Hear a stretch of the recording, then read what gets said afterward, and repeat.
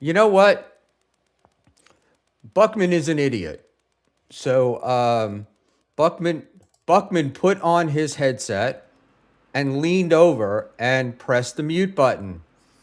And because I have the pop filter on Right. my mic, it does not show me that I am muted. A little red light, but the little red light didn't light up. But it's Shut up, me. Schmuel. I appreciate it. Thank you, Dave, for that. Good evening, everybody. It's By the way, I Sunday. didn't do that. Cigarette Jones did, but okay. Oh, cool. I got the hat now. I did There that. we go. That you did that one. All right. It's Sunday, and in a minute we'll start talking Dabbleverse awards and some other stuff. All right. So here we are. So Final Boss does have the link. Stevie Lou has the link. Hughezy has the link. Hughezy's on a stream. He'll be off shortly. And somebody else has the link as well, but I don't remember who it was because I just got confused by my mic. So busy day. Today is the first day of the new super tip system. It should be significantly easier for everyone to super tip. It looks good on my end. I did test it, and the test actually came out. It came out pretty damn well, actually. Um, I was happy with it, and we have some Oh, it looks added nice. voices. Cool. We have It's some got like added the. voices. It's got like your Right. personalization with it and stuff too. Cool. Yeah, we have some voices. I had to put some stuff in. Um, we have some new voices. We have some old ones. I think we're gonna maybe pull a few. Um, I love Shuli. He's my friend, but we don't. It nobody. That one never gets done. So there we go.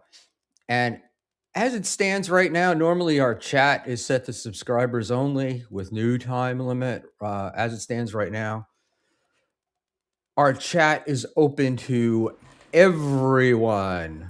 It looks cool. So did they end up making a dice voice?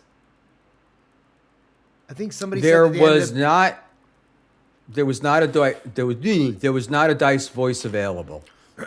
But you and I, when we're done with the show, we will talk because Yeah, I have all the stuff. I the just got to send it over to you or Moody or whatever. now I have not. We can do it ourselves. Oh, by the way, I I don't have. mean to cut you off. I just want to say I just emailed you the winner slides if you want to reference any of that stuff. So there you go. Oh, thank you. I was kind of looking for that earlier. Um, well done, Dave. Yes, Dave, you did a great job.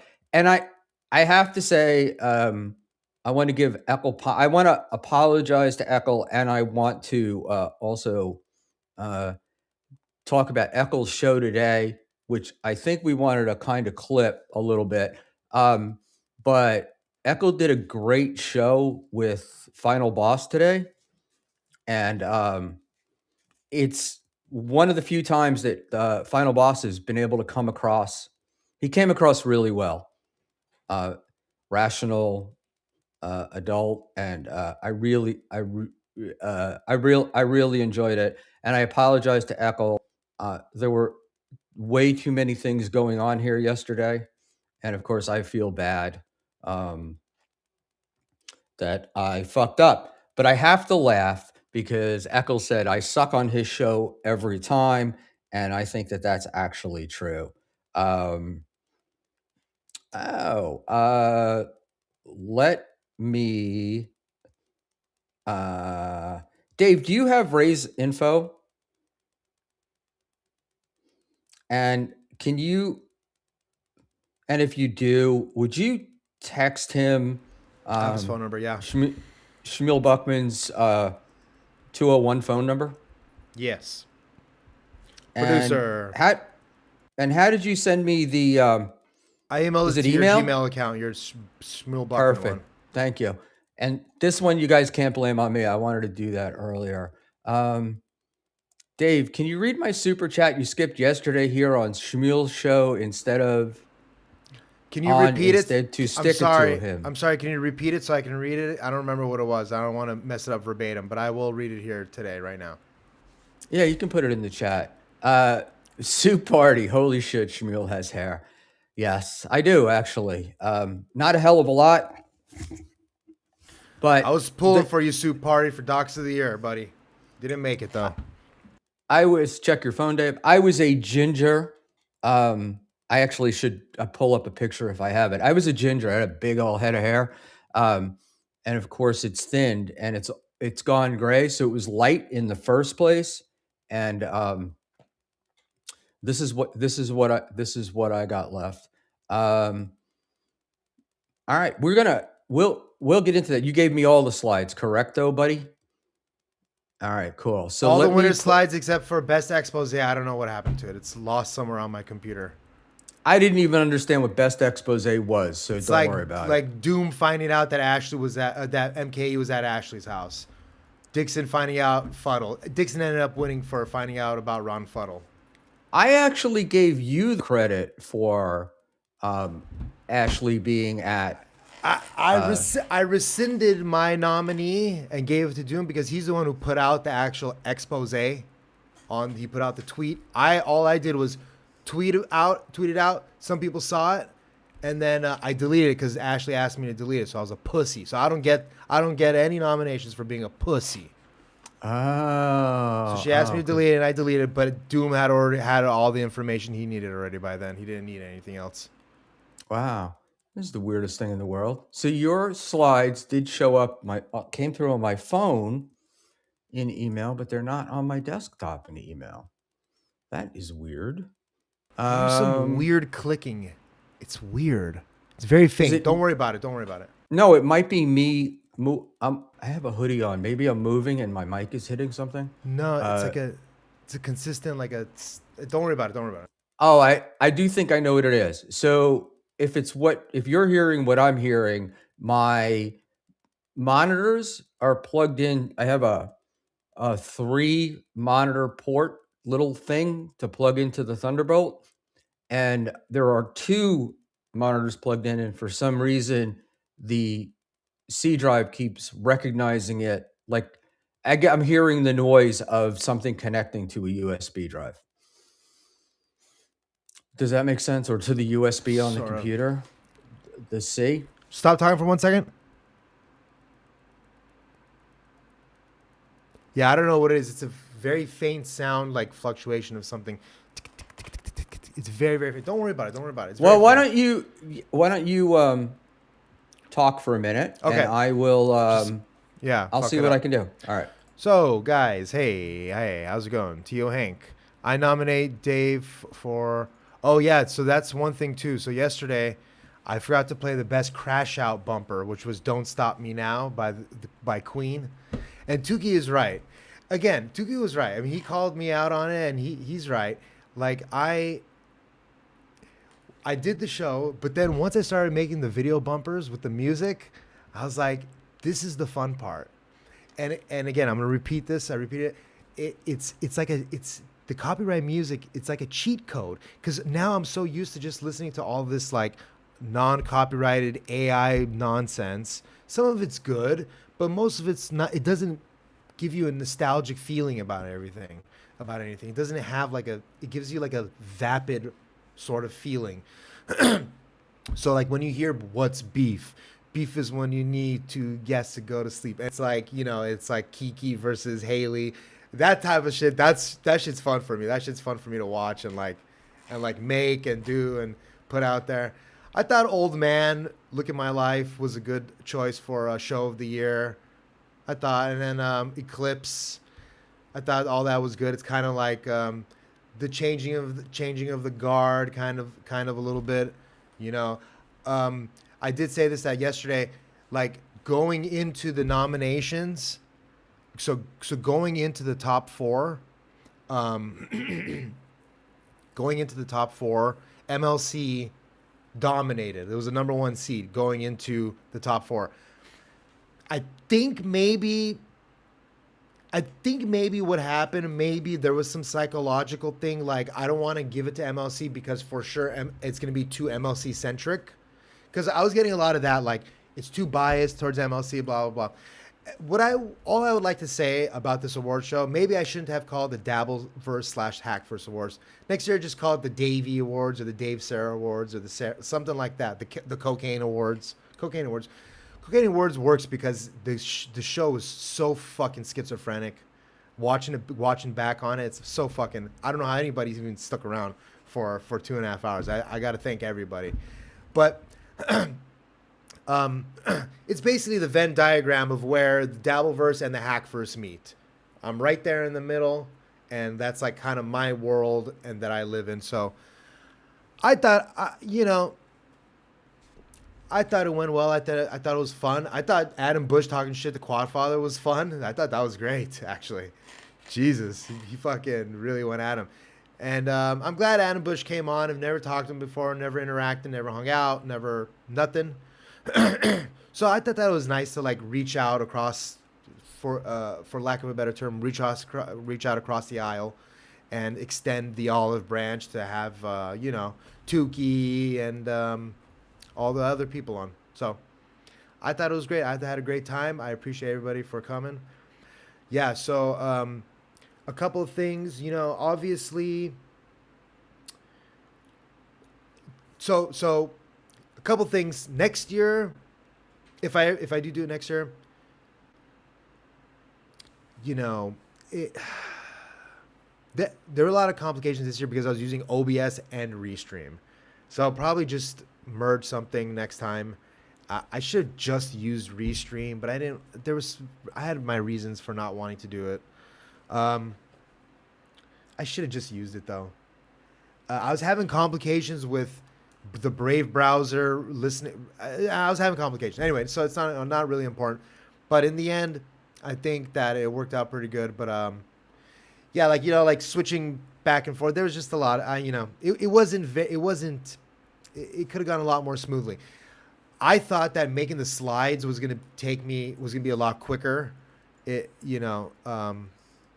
I thought I was gonna be able to make the slides go by so much quicker, but that shit took me forever. And looking back on it, the bumpers were fun, but maybe, only have like 3 or 4 for the top shows, and be done with it.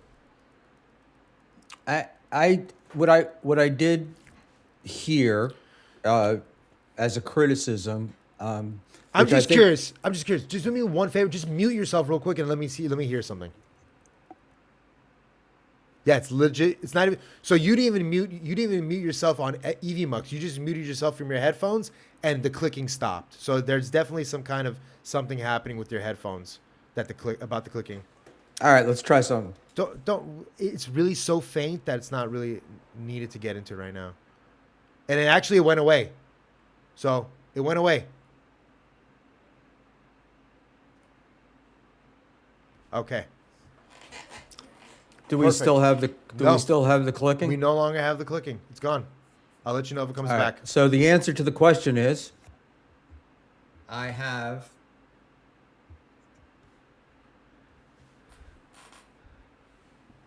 Oh yeah, I gotta text it Ray.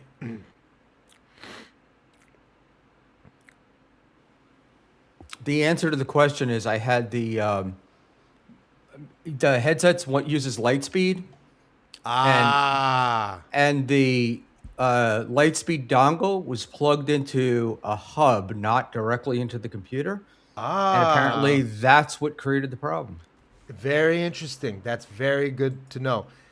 It's very good to know. And the reason why I did that is because I move so much. I'm constantly plugging and unplugging my USB ports, and I wanted to not do that as much.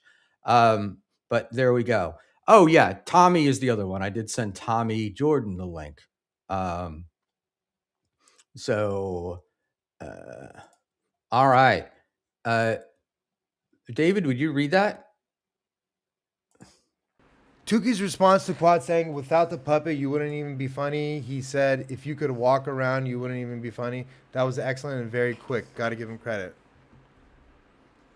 But one of them is true, because Quadfather standing up wouldn't be any funnier Quad than Quad sitting down. And honestly, Rocco's. You know what? I'm not even talking. They're both great. 2026, the year of the new Dave, the year I lose all of my fans I already have. I shouldn't say fans. The year I lose all my watchers. 2026, Dave. Dave becomes Mr. Nice Guy. Nah, but that's not going to be the Dave we know and love. It's not. It's gonna be the Dave you hate. Um, I what do you call it? Okay. Hold on a second. Sorry, Here, I didn't mean to do I just, Sam Bibley is I have to always give Sam credit here. course Tuki's you do. response to Quad saying, without the puppet, you wouldn't even be funny. He said, if you could walk around, you wouldn't even be funny. That was very good. And so that was you, the one that said, if you could walk around, or you're me? I can't hear you now. Quad said to Tuki, "You wouldn't be funny without the puppet," and then Tuki said, "You wouldn't even be funny if you could walk." I gotcha. Tuki is Rocco is actually a very funny guy without the puppet. Yeah, he seems like a nice dude, and so He is a nice Quad. dude, but the puppet, the puppet, and when he does Bedabbler, with the luchador mask, it's all funny. Dude, I gotta give it up to Quad and Deb yesterday. Deb deserves, like, she was fucking great. Without her commentary, like, sustaining the stuff in between, I wouldn't have felt so. I would have been flop sweating, just trying to get all my shit lined up. But she came through huge, and honestly, Quad was great too with the commentary. I mean, but and I made it a point. I made it a point to ask a question and then call on one of them. I remembered that. All right, just make sure that you don't just let everybody talk willy nilly. Say whichever you say, and then call on somebody. So, I myself didn't even really say much throughout the whole show. I kind of just left it up to them to say. So they did great. Quad did fantastic, and was really was right on the money with all the was boom boom boom boom boom. Gave a couple of listed a couple of reasons why this or that should be nominated and or win, and it was great. And Deb, again, amazing. And of course Dan and Clearwater Chad, great people. I like. I think Deb is great. I'd like her to do more. Not that I'd like her, but I thought she's almost better. She'd be better in a different place than she was, is my opinion. Ooh, throwing a little shade at Dan, huh? Yeah, because it was interesting, because it was when I first started talking to those guys, she was like, "Well, Dan suggested this, and Dan told me that," and I was like, "I think you're great, like on your own, but I'm constantly I get with Dan, of course, we get constant advice and constantly being told what to do, and Dan and the chow and the review, and it's like." Um, it's they have a lot of certainty in what they say, but it doesn't seem to translate into viewers or quality shows or any of those things. And Dan's a really talented guy. He's got the voice, he's got the attitude, he's got everything he could do. I just don't know, the trolling stuff and whatnot. But I will say, speaking of Echo Pineapple, who's here, let's see if we can get this up on the screen. This morning, shockingly enough, there was a repeat, essentially, of last night's Clown Town on the whatever his name is, on Chow's channel, right? And it was Stealth, Chaos, Chow and what I Dave doesn't want to be involved in this. So there was essentially a repeat of stuff. But I want to say this to me is the funniest thing that I saw that came out of this. And let me see if I can get it up here. And it looks like I can. And let's just see why it's not there. Um, da da da da da da da. Sorry, kids. That's weird. Wonder if Dave did something. Let me go back to my. Oh, I do see what happened here. All right, hold on a sec. So, is this the picture? I may be exposing many things here. Shit. I don't know what happened to the picture. Supposedly it's right here. Let me remove it from scene and then we'll see if we can put it back up.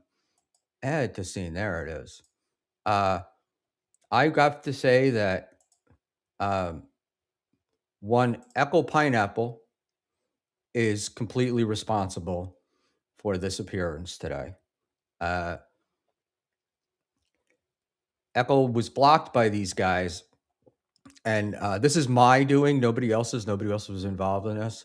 But this is the new Chad. Chad. This is the new Chow, right?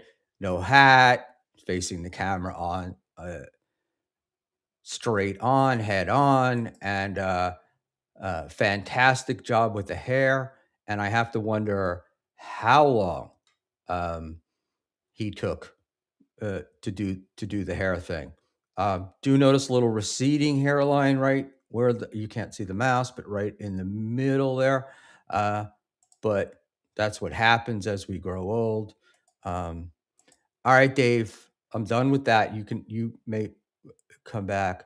Panhandler fatigue.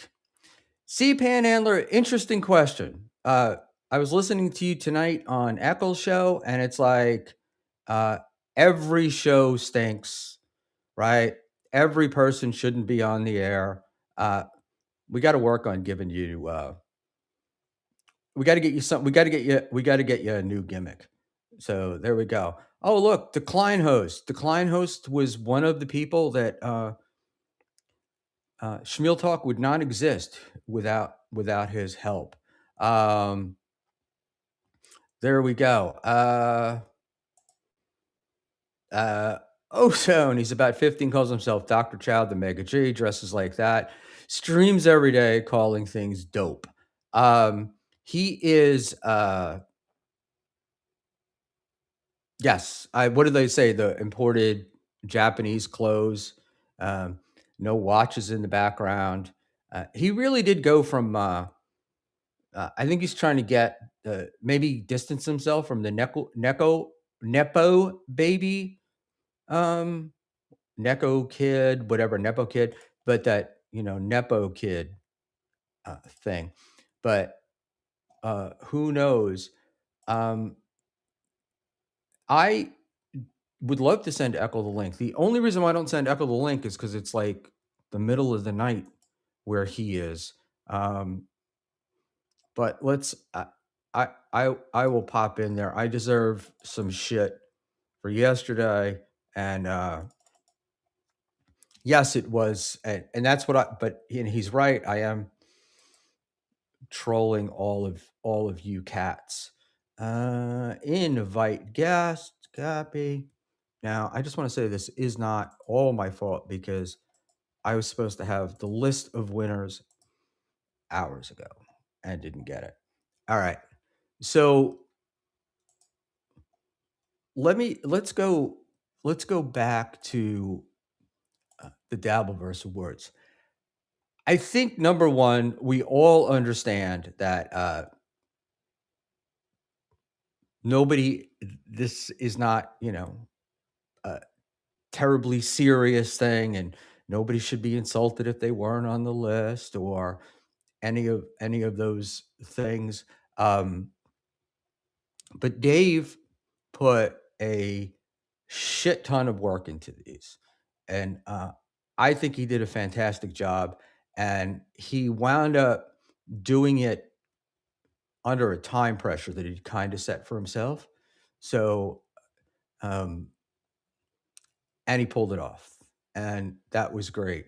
I don't know how I felt about Brandon sniping him. It's like, Dave worked on this. This was Dave's thing. This is what Dave did. Um,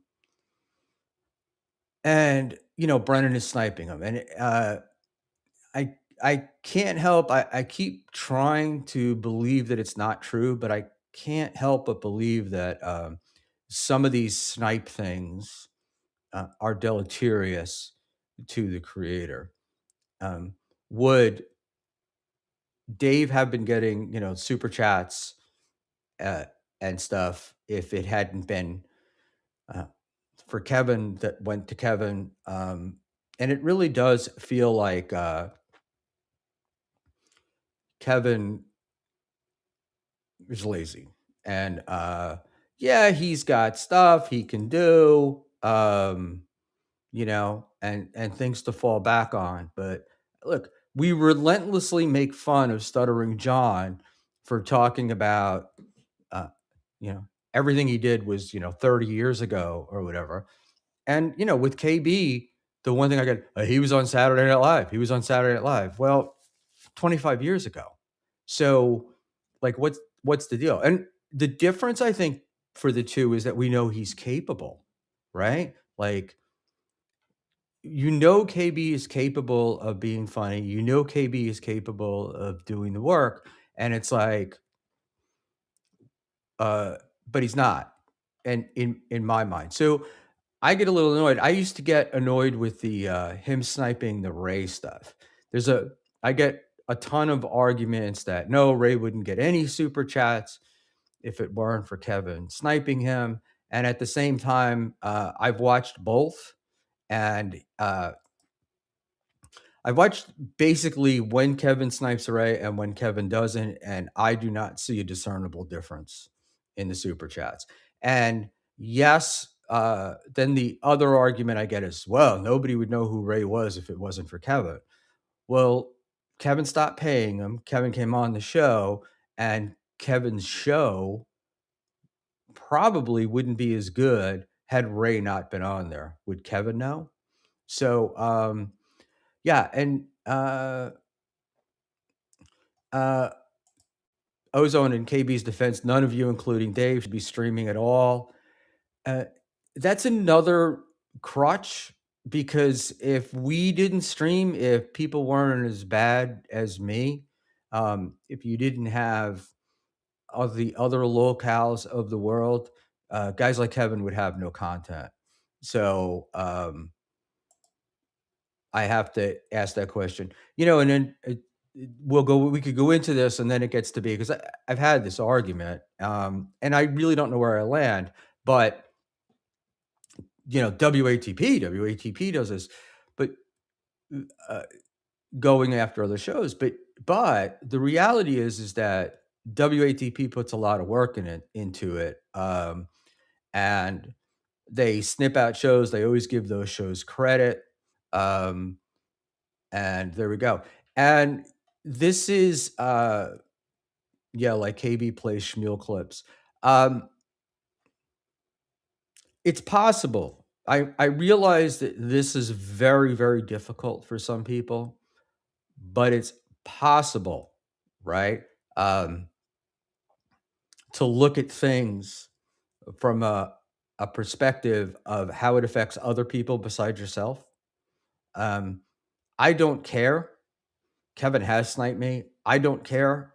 It's not going to affect me, but uh, I'm not I'm not a professional comedian. I don't do this um, as an occupation. But you know, having said that, um, I just think it's lazy. It's not lazy if you do it once in a while, but essentially Kevin's show is a snipe of other shows, and then he holds that over their head because if Chad was streaming and Kevin was sniping it all the time, everyone would watch Kevin. So this way, Kevin can hold it over Chad that you have to do what I want. Um, and you may think I'm wrong, but that's why they make vanilla and chocolate. Um, I'm not a professional comedian is a popular cop out. If you're putting out a show, it should be good or don't do it at all. And good, again, right, is on a continuum. Um, good is good. There's good enough. Some people like some things, some people don't like others. Because you find something is not good does not objectively means it's not good. Uh, People come to YouTube for different things. So you need to, like not lay off. I don't really care about laying off, but it's a little ridiculous, right? It's a little ridiculous. Uh, Especially since so much of your time is devoted on these supposedly um, shows that shouldn't be out, right? Any sane person would say, if it's garbage, if it's horrible, I'm not gonna spend my time on it. Unless you think you're doing like I try to do with guys that are drinking, if you think you're somehow going to save me from myself by doing this. Um, so there we go. Uh, it's okay when Melton does it though. LOL. I didn't say that. Um, I didn't say that. John Mack, 86 for 515. KB would probably admit he's lazy. He's still funnier than anyone in this community, so he can be. He can be. No question about it. But at the same time, he's at about half of what he used to be, right? Um, so yes, you can be lazy. He's going to reach its water, right? You reach that level that you're at, and that's where he's going to stay. Um, but if that's the goal, then that's great. And I'm not saying that he needs to change being lazy.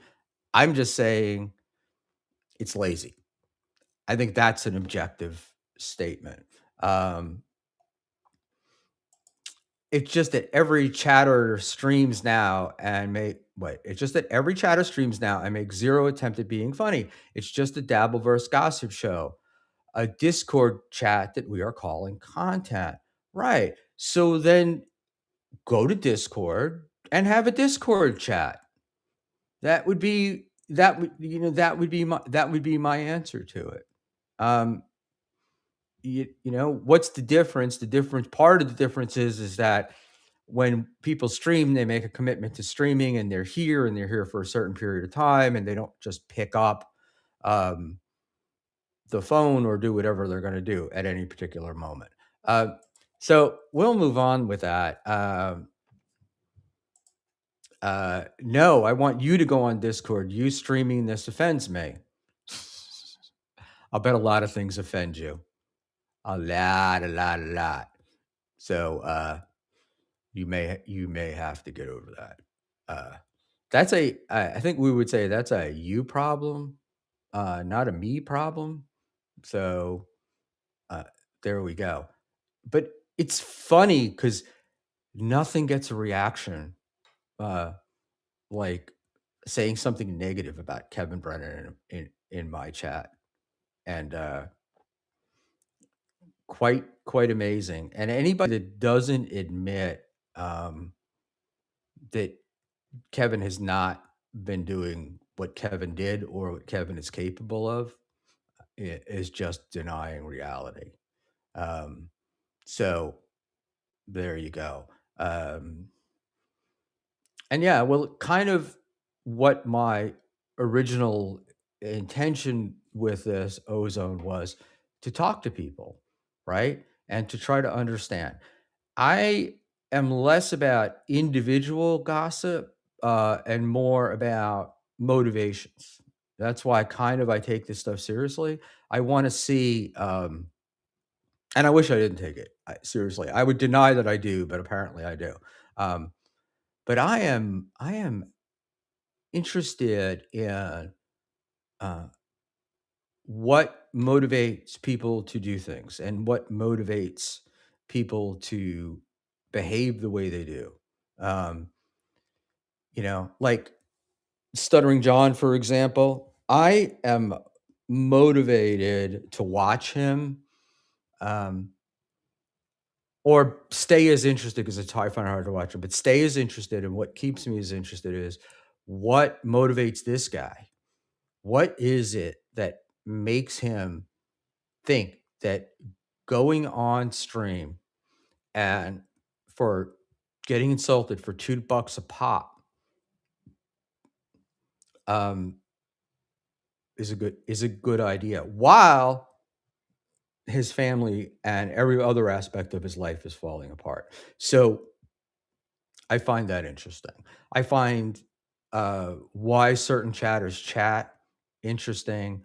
Um, I love seeing the Roccos and those guys blossom, and it's an outlet for talent that they would not have normally had. That gatekeeping stuff. Um, I enjoy watching Chalmere and Dan fall all over themselves to be too cool for school and different than everybody else, but essentially doing what everyone else does. Um, it's it's at some point, when people troll and troll excessively, and that's all they do is troll. Um, you got to wonder, who are they trolling? Are they trolling themselves, or are they trolling us? Uh, And, I think maybe it's a little bit I think maybe it's a little bit of both. Um, Maybe we get trolled, but, I was happy to see Chow stream today because I've always thought Chow could do this, would be an excellent streamer, if he freed himself of the mere baggage, but, I'm sure Chow disagrees. And, I have been willing to discuss it and willing to talk about it. Chow's had dozens and dozens of offers to come on this stream. Um, it was proposed to me first that I debate, for lack of a better word, have a one-on-one across the table from uh, $2 Dan, and he demurred, didn't want to do it. And then Chow apparently did, and that was all set up for Friday, all ready to go, and Chow got a flat tire. Um, and then, of course, got his buddy, um, Stealth, to back him up, who I was discussing it with him while he was at the garage. Uh, and then I got a very lovely DM from Chow afterward, explaining his problem, uh, whatever, whatever, whatever. It was just it's I'm sorry, but it was just too one of the most convenient flat tires, um, I've heard of since, I was going on a date with a fat chick and found out. Alright, Johnny A, if Chow had a second mic, he rock, his push the J-Mo push, gold, Jerry. See, I didn't know if that was, the pump and dump, the JMO pump and dump, uh, not a fan because it's over and over again. The routine is somebody comes in here who's inept or incapable, like myself, and then those guys tell you how fantastic you are. Ah, you're fantastic. Ah, you're fantastic. Ah, you're fantastic. And they actually get you to believe it. And sometimes you're lucky enough not to, and other people do. Uh, and I don't feel bad for JMO. But Schmuel, objectively, wouldn't you agree that having a countering force of anti-pandaverse task force is a good stimulation for both? Who's your favorite hater? Um, the only see this is the deal with that. I'm going to put that up. Thank you, Magdalena, for the £5. Thank you so much. Let's leave this up here for a minute. Schmuel, objectively, wouldn't you agree that having a countering force of anti-pandaverse task force is a good stimulation to both? Who's your favorite hater? I'll answer the favorite hater secondly.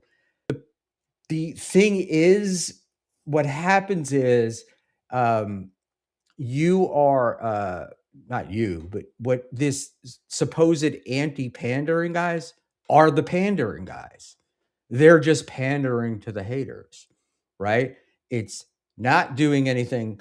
You're complaining about me that I gossip and all I do is, talk about other shows and whatnot, which is exactly what they're doing. All they're doing is they're taking an opposite opinion and the other side, so to speak. But it doesn't feel honest. It feels like they're just taking the other side. You know, Objectively, uh, Rocco is funny.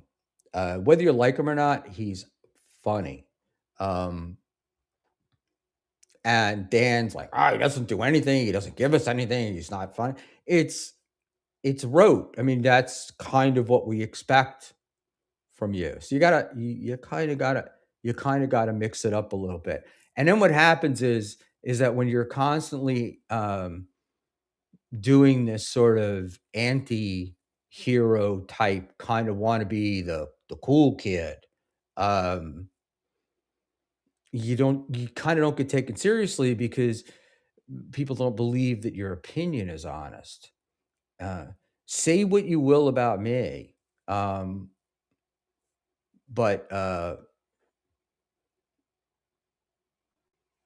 I try to be honest. And Echo Pineapple, and I happen to agree with you, which is humor is subjective. It, it absolutely is, right? But at the same time, uh, I can say I think John Fugelsang stinks.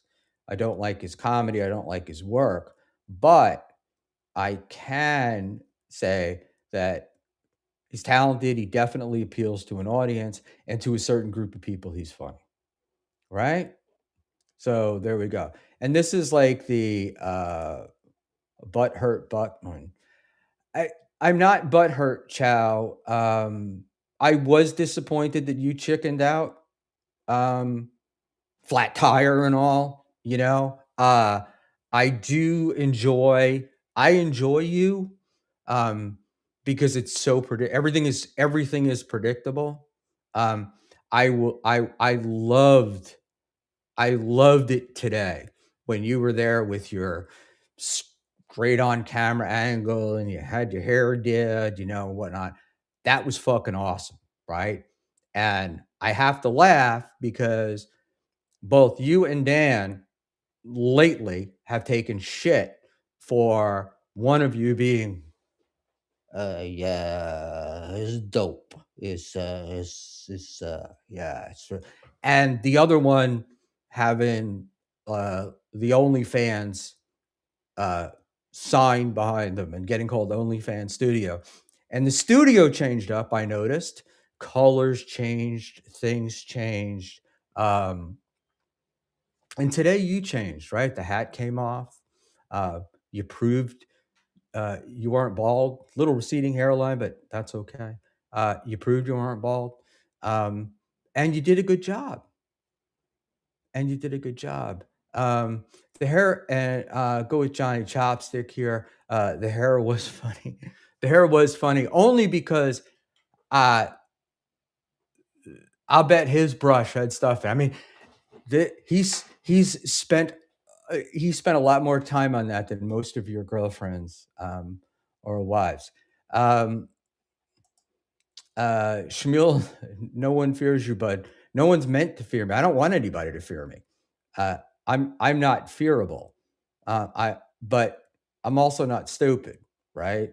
Um, I understand the game, uh, but I'm just relaying to people that when you do the same shtick over and over again, and it's not gripping, right? You're not getting forward. You're not moving anywhere with it.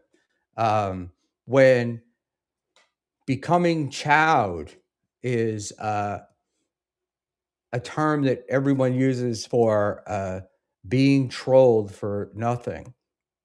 We're doing it, and this is and it's everything with Chow. You're you're so typical. He's seething. Yes, I am Chow. Can you tell?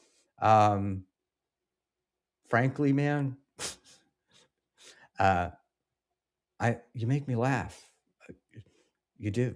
Um, I You've been here since I've been here. You've been I watch all the stuff you do, and I shouldn't say that. I haven't watched your show, um, other than what I've been on, but, I may be pointing some things out.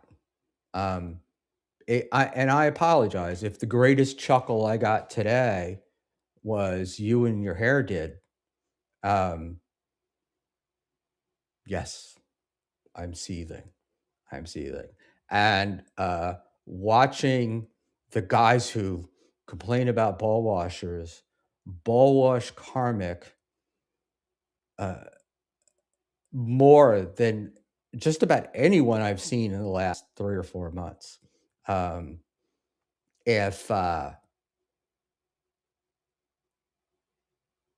That was my favorite, I have to say, and I don't get.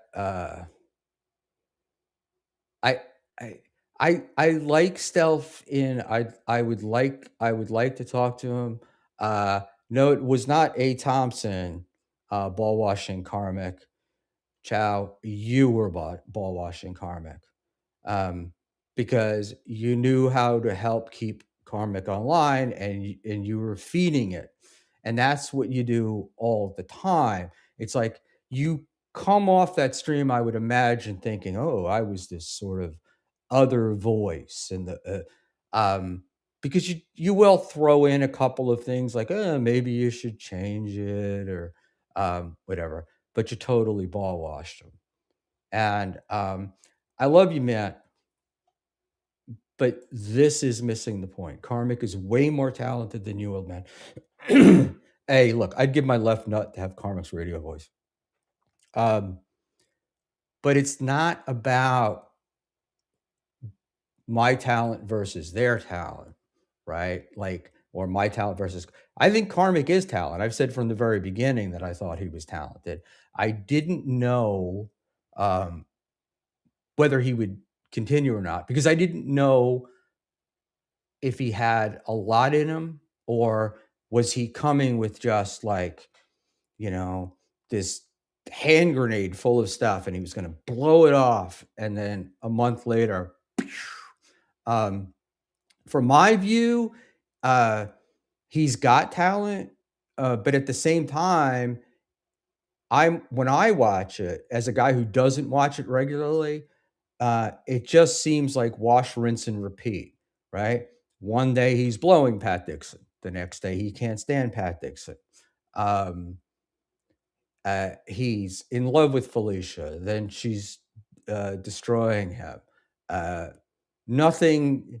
It's not new. Like it's the same. It's the same thing over and over again. And I get that it's in uh, intending. So this is a I I'm going to assume that the $2 dude is Buck. Tell us more. A pandaverse doesn't bother you.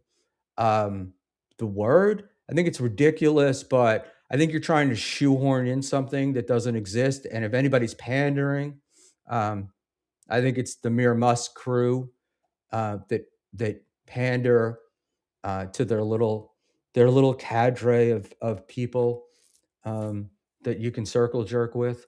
But boy, Dave just is so afraid of getting in on this. Uh, but I Dan, when I first started talking to you and I first came into this, I thought, I've always said, I thought you were talented. They had it. I think that now, look, maybe you're well liked. Maybe I'm mistaken. Um, but uh, I don't think anybody takes you seriously. And that I've watched, I've watched you try to make Mersha for being a pussy for not debating Chad. Um, and on Kevin's show, but Mersh killed Chad 3 or 4 times on that show, and Chad was the one that chickened out. Chad would not do comedy on stage, and Mersh is known as notoriously bad on stage. Um, so I watched you ball wash Chad. Now, you may say, "Oh, I'm trolling him, and maybe there's an end game," but I've never seen any of these fucking end games. I keep waiting for them. I keep waiting for the payoff, and there's never a payoff. And that's what I find funny.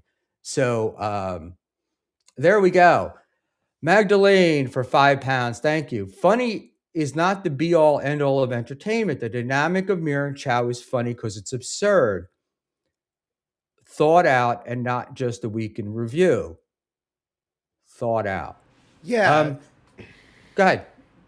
You're here to argue the other side. I was no. I was thinking about this the other day too. It's like comedy itself is such a weird thing to set out and try to do, because like, especially nowadays, people don't think of like they don't. It's hard to explain. Nowadays, it's interaction. Like, okay, I'm gonna go comedy. I want to go laugh. I feel like laughing. Like that's not a feeling people get often. You know what I mean? They don't feel like they want to be. They feel like they want to be entertained, and that can come in so many different shapes and forms. But like everybody thinks, like people in this little side of the corner of the internet think that like being funny is the end all be all of any show that should be on the internet. And I don't necessarily think that that's true either. But yeah, I don't know. I just feel like I was thinking about this the other day. It's kind of weird. I've never thought to myself, "Oh, I want to laugh today. Let me watch something that I'm going to laugh at." I watch things because I know I've laughed at them in the past or whatever. But like, do you get what I mean here? I don't know if I'm making any sense. Probably not. Right. For $2, Dad. Oh no, I didn't win the 2025 Most Liked Award.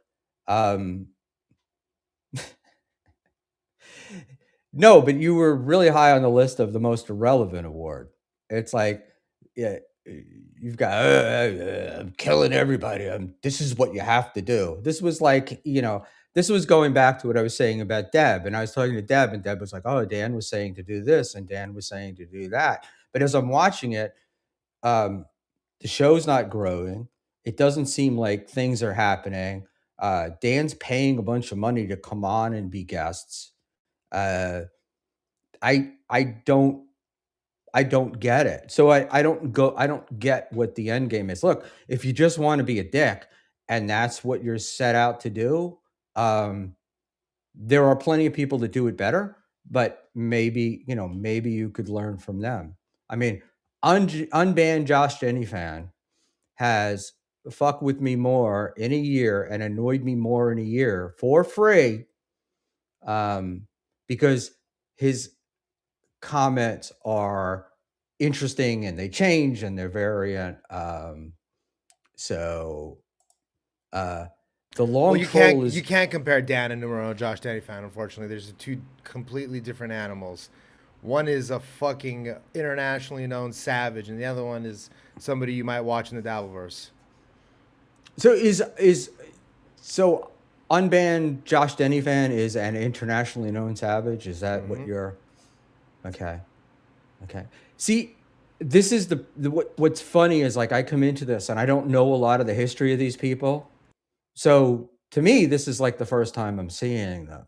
So I don't, I did, I'm not aware that I'm being trolled by an internationally famous troller. And Decline Host is nationally known, so he's on his way. Well, Dave, as you know, without the Klein host, there would be no Schmuel talk. So, Right. Don't let him fool you, Decline Host. It's just to get to you. right. So this is, and Sam Bibley asks a good question. At Decline host, do you and Stealth get talking points from Chow directly or just mimic him? It's not for you. You're both saying this the last few days. I mean, I thought that my comments, like I was trying to throw into the zeitgeist just as a kind of like a joke, and like I was putting it out there, like Chad, like Dan and Chad are friends. That should tell you something. So that's all I gotta say. I'm not judging anybody by anything. I'm just saying Dan and Chad are friends. So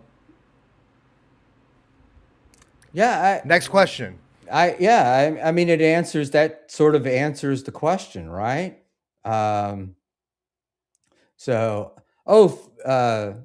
sorry, I went to go see Felicia talking about waffles. Was Felicia doing waffles? Stop trying to make feck a thing.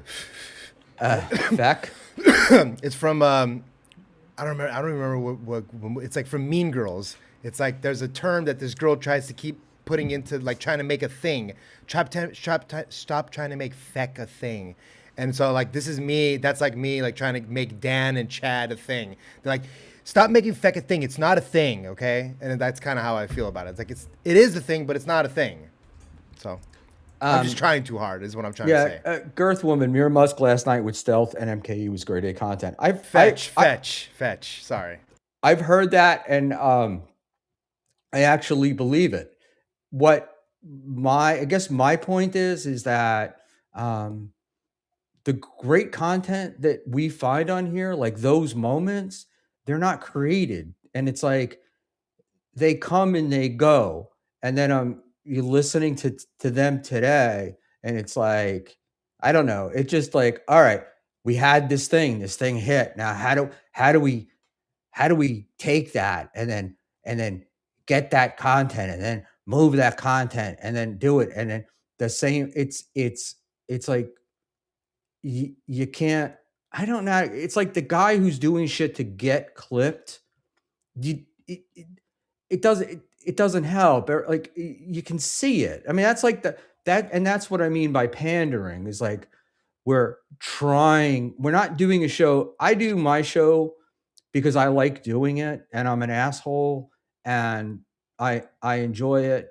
And I know that it sucks, and I know, that I'm not going anywhere, but we don't.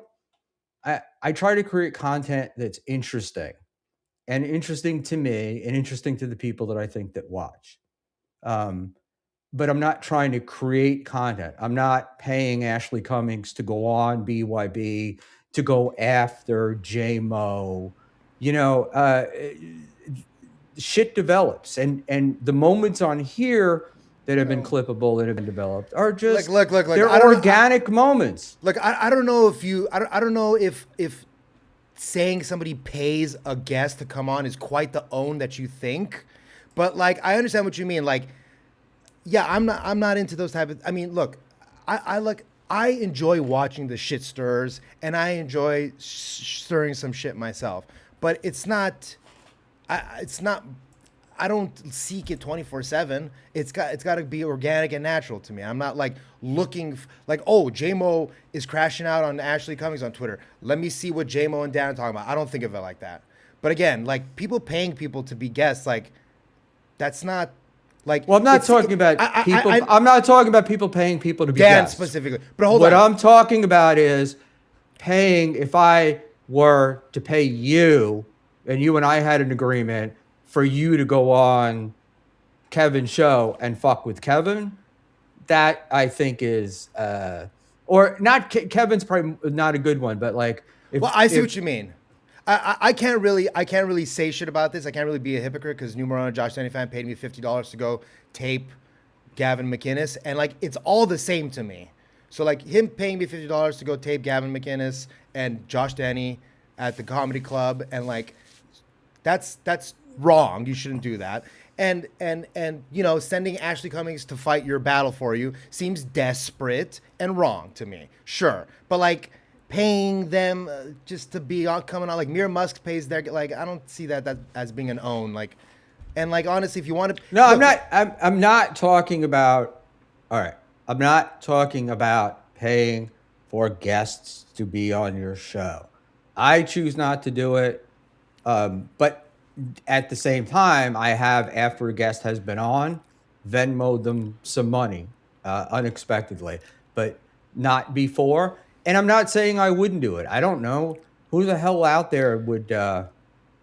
What the fuck? I don't know. If Charlie Kirk's wife wanted to come on, I'd probably pay her. You know, she's fucking if 50 pay her to bucks dance on. Pay her to dance on my grave. Have you seen those fucking memes of her standing on his fucking coffin? Yeah, brutal. What is that? That's brutal so brutal. Stuff. And then her getting motorboated by JD Vance. But I think what you're trying to say is that it looks desperate. I would say, in my opinion, is don't focus so much on the paying part of it, but focus more on it being coming off as desperate. See, this is wait, I want to pull this up because this is what I find is so hilarious is, Buck, did I break some unwritten rule? Whose rule? And what is one of the major complaints about me is I'm not following their rules, right? Oh, you're a ball washer. You're a cloud chaser. You're not doing it the way we want you to do it. You're doing it differently. No, you're not supposed to say somebody's good. You're supposed to say they suck, right? So don't talk to me about breaking unwritten rules, because that's all you fucking complain about is other people breaking unwritten rules. The Mirror Chow, whatever, Mean Girls cabal move, and Uncle Pineapple, I saw your tweet, and we've referred to them as the Mean Girls show a lot. I'm well aware of that, and that's, look, no one has to feel the way I feel, but that's what it feels like. It feels like it's Mean Girls, you know? We're at the cool table and you're not allowed in. American Cupcakes, greetings from the New Jersey Turnpike, coming up to the GW Bridge. I'm waving at you, Schmuel. Hey, man, I am down by Asbury Park tonight, but I will be up there tomorrow if you're still around. I don't know if you're coming out. Make sure you pay your toll because they will arrest your ass. But thank you for the $5, Cupcake. Completely unnecessary. Hey, don't use what I use with my fans. What, the completely unnecessary? I know that's a rather unique one. Tommy Jordan, Glazin. Tommy, you have the link if you'd like to join us. And we do have to get into the awards.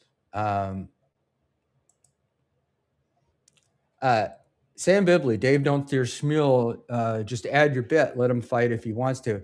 Yeah, I don't feel like I'm in a fight, Sam, as much as I feel like I'm expressing my opinion about other people expressing their opinion. By the way, I'm sorry I used the word fans. I don't mean that. I mean watchers and listeners. See, that's the thing. You broke an unwritten rule, Dave. You said fans. You're not allowed to say fans. Oh my God. You know? The next thing is you're going to ask somebody for a link in the chat and violate all sorts of etiquette. I'll give you that, Buckman, though. The whole I'm waiting for the other shoe to drop and it never drops kind of thing. And that's not just you and Dan. That's everybody in this fucking community. And look, I'm not saying that you need to have some long, drawn out fucking battle with somebody, but some fucking real balls every once in a while might be nice. Like, that's why Earl's kind of right. I was thinking about this last night. Earl's kind of right. Chad Zumach is the fucking lifeblood of this fucking Dabbleverse, and it's sad. It's sad, right? How the hell is Chad Zumach the lifeblood? I don't know how he is, but he is somehow. I mean, look, last night he took home a bunch of awards last night. He's involved in all these beefs. Now we're talking in my little section of, so maybe he revolves around my world. Is the sad part about all this. All right. $5 from Johnny Chopsticks. I want to apologize to Dave. He did a great job, and I was very drunk. Hey, Johnny Chopsticks, don't you ever stop calling me a fucking retarded cokehead, please. You keep me straight. You make sure you, Decline Host, Numero, you keep all of us fucking online. You keep me online, in line. You keep Dan in line. You keep Brennan in line. Don't you ever apologize, you motherfucker. You pussy. You little Welcome bitch-ass to the pussy. stage, all the way from Belfast, Ireland, Mr. Adam Hughes. Hello. Docs. Yeah, you did dox me. Not only have I got, is my name Adam Hughes, it also exposes the fact that my mum is Lizzie. She read the book of names and says, fuck it, just get him out of my cunt so I can start drinking again. You know that's an old Adam Carolla joke, right? Is it? Yeah. Well, fuck him. His If she's other a thing bitch is on his wife. his parents were so lazy they couldn't even bother to research her name. Well, fuck him then. Yeah. Then I'm gonna update it and make. Hello, Dave. Hello, Dave. Hi, buddy. Have you been listening to any of what's been going on here, Mr. Hughes? No, I just finished. I was doing a round table episode there, and it went nearly 2 fucking hours. I saw. Female co-host of 2025 was joining you, Kaylee from Once Over with Kaylee. Yeah, we bored the shit out of her. She at one point was literally had her head in her hands. She was so fucking bored of us. And Looking at the chat, Echo would bounce you. Sorry. And that's why I don't invite people onto my show, onto my streams. Well, I like the round table format. I do too. Specifically I'm fucking around. because I put out the audio version of my apps of my cast. See what it did there, guys? And I put a nice Christmas festive roundtable, but Jesus, 2 hours of talking about Kevin Smith. He's a fucking hack cunt. Okay, that's what I was thinking. I saw. Okay, so did that episode come out? No, I just recorded it there. Well, who? I didn't see Kevin Smith. Is it a different Kevin Smith? No, He's not on there. They're talking about him. It's called "Does Kevin Smith Stink?" Because all it said was Hughezy Entertainment number blah blah dash Kevin Smith when I saw it yesterday or day before yesterday. I didn't realize it was just a roundtable discussion about Kevin Smith. It's very smart and clickbaity of you. Good job. Yeah. Can I used to work for him. I want to get back to this. I will get there. I just want to get back to this thing that we're in the middle of here because I don't want to lose it. Sam Bibley, Mean Girls is a good comedy. As he goes right to a fucking chat. He goes right to a chat. Man, will you shut the fuck up? Mean Girls is a great comedy, just not every day, right? It's the same plot, the same over and over and over. It's like a WB TV adaptation of Mean Girls. Sorry, Mr. Hughes. I apologize for my foul and abusive language. No, I've never seen Mean Girls, and also your mic isn't connected. My mic is not connected. He's using a headphone. He's good. Don't worry. Let's not do audio issues again. We already did 30 minutes of audio issues. Please, Hughezy. I love you. The hell could be wrong with my audio? No, it's your audio's fine. Schmuel, your audio's fine. Hughezy, you shut the fuck up. Okay, you shut the fuck up. Yeah. Okay. You want to mic the parents? We should. All right. Magdalena's given us a bunch of super chats tonight, so let's put up this one. She's getting pissed off. I'm so mad right now. Stalin 19 with a fucking awesome pull. Schmuel doesn't want Mean Girls to be 51st dates. Hey, I get it. But Buckman, I didn't get your point. We said you couldn't watch Mean Girls every day because it's the same story, but it would not be any film ever. Yes, but it would be like me telling you, hey, The Godfather, Godfather 2 is a great film, right? And but then I say to you, but not if you're watching it every day. That's what was going on here.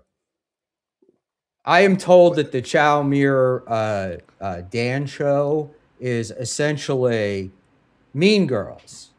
And Mean Girls is good comedy. And I don't disagree that Mean Girls is great comedy, but not every day. Okay, Right? We wouldn't. I'm glad we have that covered. Yeah, I'd say this about Mir Musk. They did an episode the other day with Mommy and Stealth Chaos. I was laughing my fucking dick off, and I have a big dick, so that took some laugh. Right, Dave? So that episode, Hey, I got a big thought. dick. So that episode has got me wanting to check out what they do next. But if it's just the exact same shit, maybe it would get dull after a while. I don't know. You look, my experience is you go on, Mir drinks, and then the last 15 minutes of the show, he's calling you a Jew.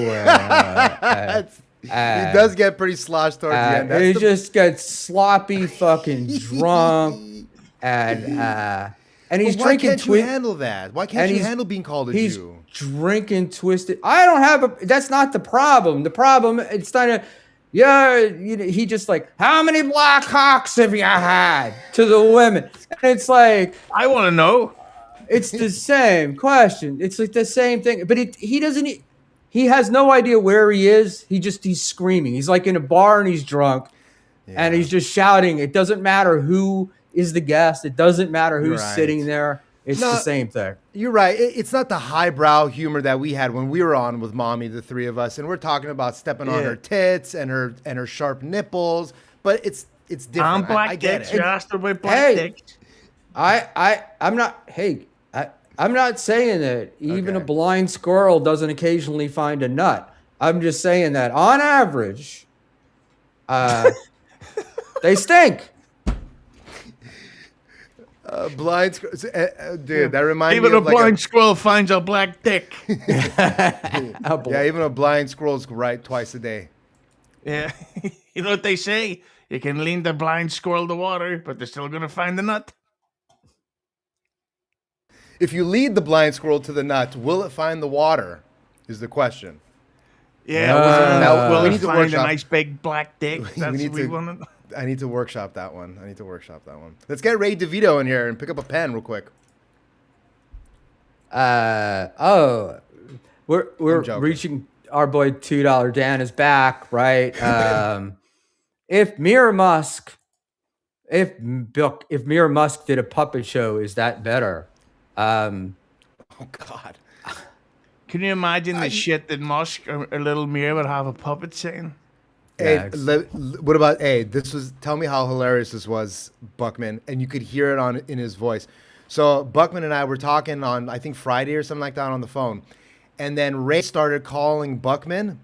And so I said, party line, like three-way. So he goes, okay, 1 second. So he jumps off and he jumps back on and he starts talking. I can hear Buckman and Ray talking for like just a second. And then I come in, I'm like, hey, Ray. And he goes, yeah, you're on with me and Dave Sarra, blah, blah, on the phone, like just party line. And he goes, and you can hear in his voice, he goes, oh, hey, how's it going? And so I right away went, all right, let me just make lunch real quick and you guys talk. Oh, I'm sure what you guys talked about was riveting, Buckman. Care to tell? I'm not on your show, am I? No. I think that's what he thought. Maybe he thought that. It's exactly what he thought. I didn't put that together until now. Exactly. And I'm like, Ray, I'm not going to just answer the phone. I'm not final boss. I'm not going to be doing live phone call and not tell you. And then he got all wigged out because I asked him about his car. And he didn't want to discuss his personal business, so he was going to dox me. This was on the show. He came on the show later that night, I was like, because he was calling me about his car trouble, right? So that night I go like, don't tell me I got car trouble. I don't have any car trouble. It's okay. I'm not gonna. You're going out and bringing all my dirty laundry that's in my laundry basket. Yeah, no, nobody needs to know my personal business. And I'm like, and then next thing you know, he's like, I'll put out your real name and your real info. Like I'll do, and I'm like, the fuck? I asked you if you got an alternator. Did you hear that Ray, in a way, was a reason for the mommy divorce?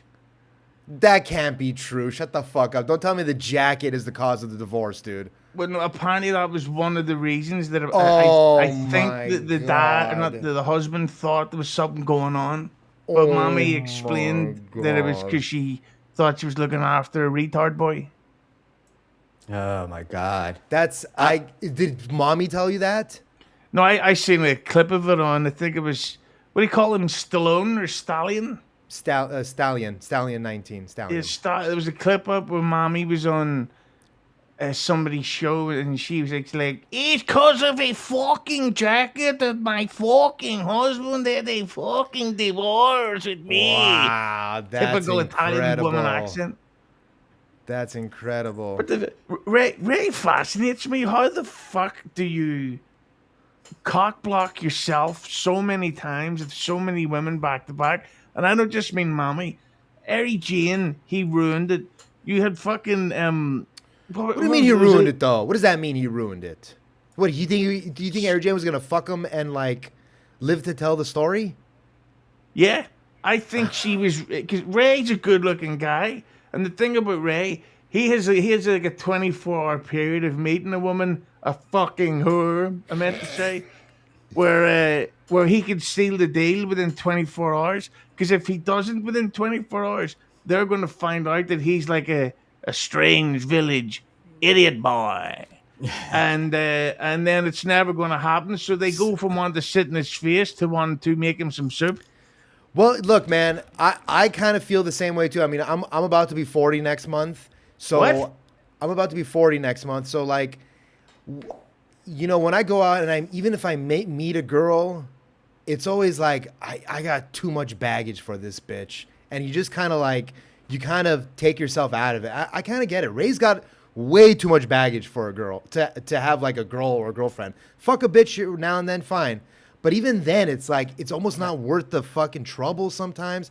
Because look, again, when everything's working out for you, when you got your own place and you're making money and you know you're not worried about anything, you know, it's very easy to just, you know, bone a bitch, come in her and let her walk, or keep her for a housewife. I know. But you're desperate. Is that what you're saying? You're desperate and you're not going to attract. I have too much baggage. I have too much baggage is what I'm saying. And Ray's got too much baggage. Hughezy, how much is 5 pounds in American money? That would probably be about $6 to $7. All right. Well, Magdalene for $7 US and 5 pounds. So you have zero criticism to offer Tommy Jordan. He's in the chat. Let's see you do your best not to pander. 668.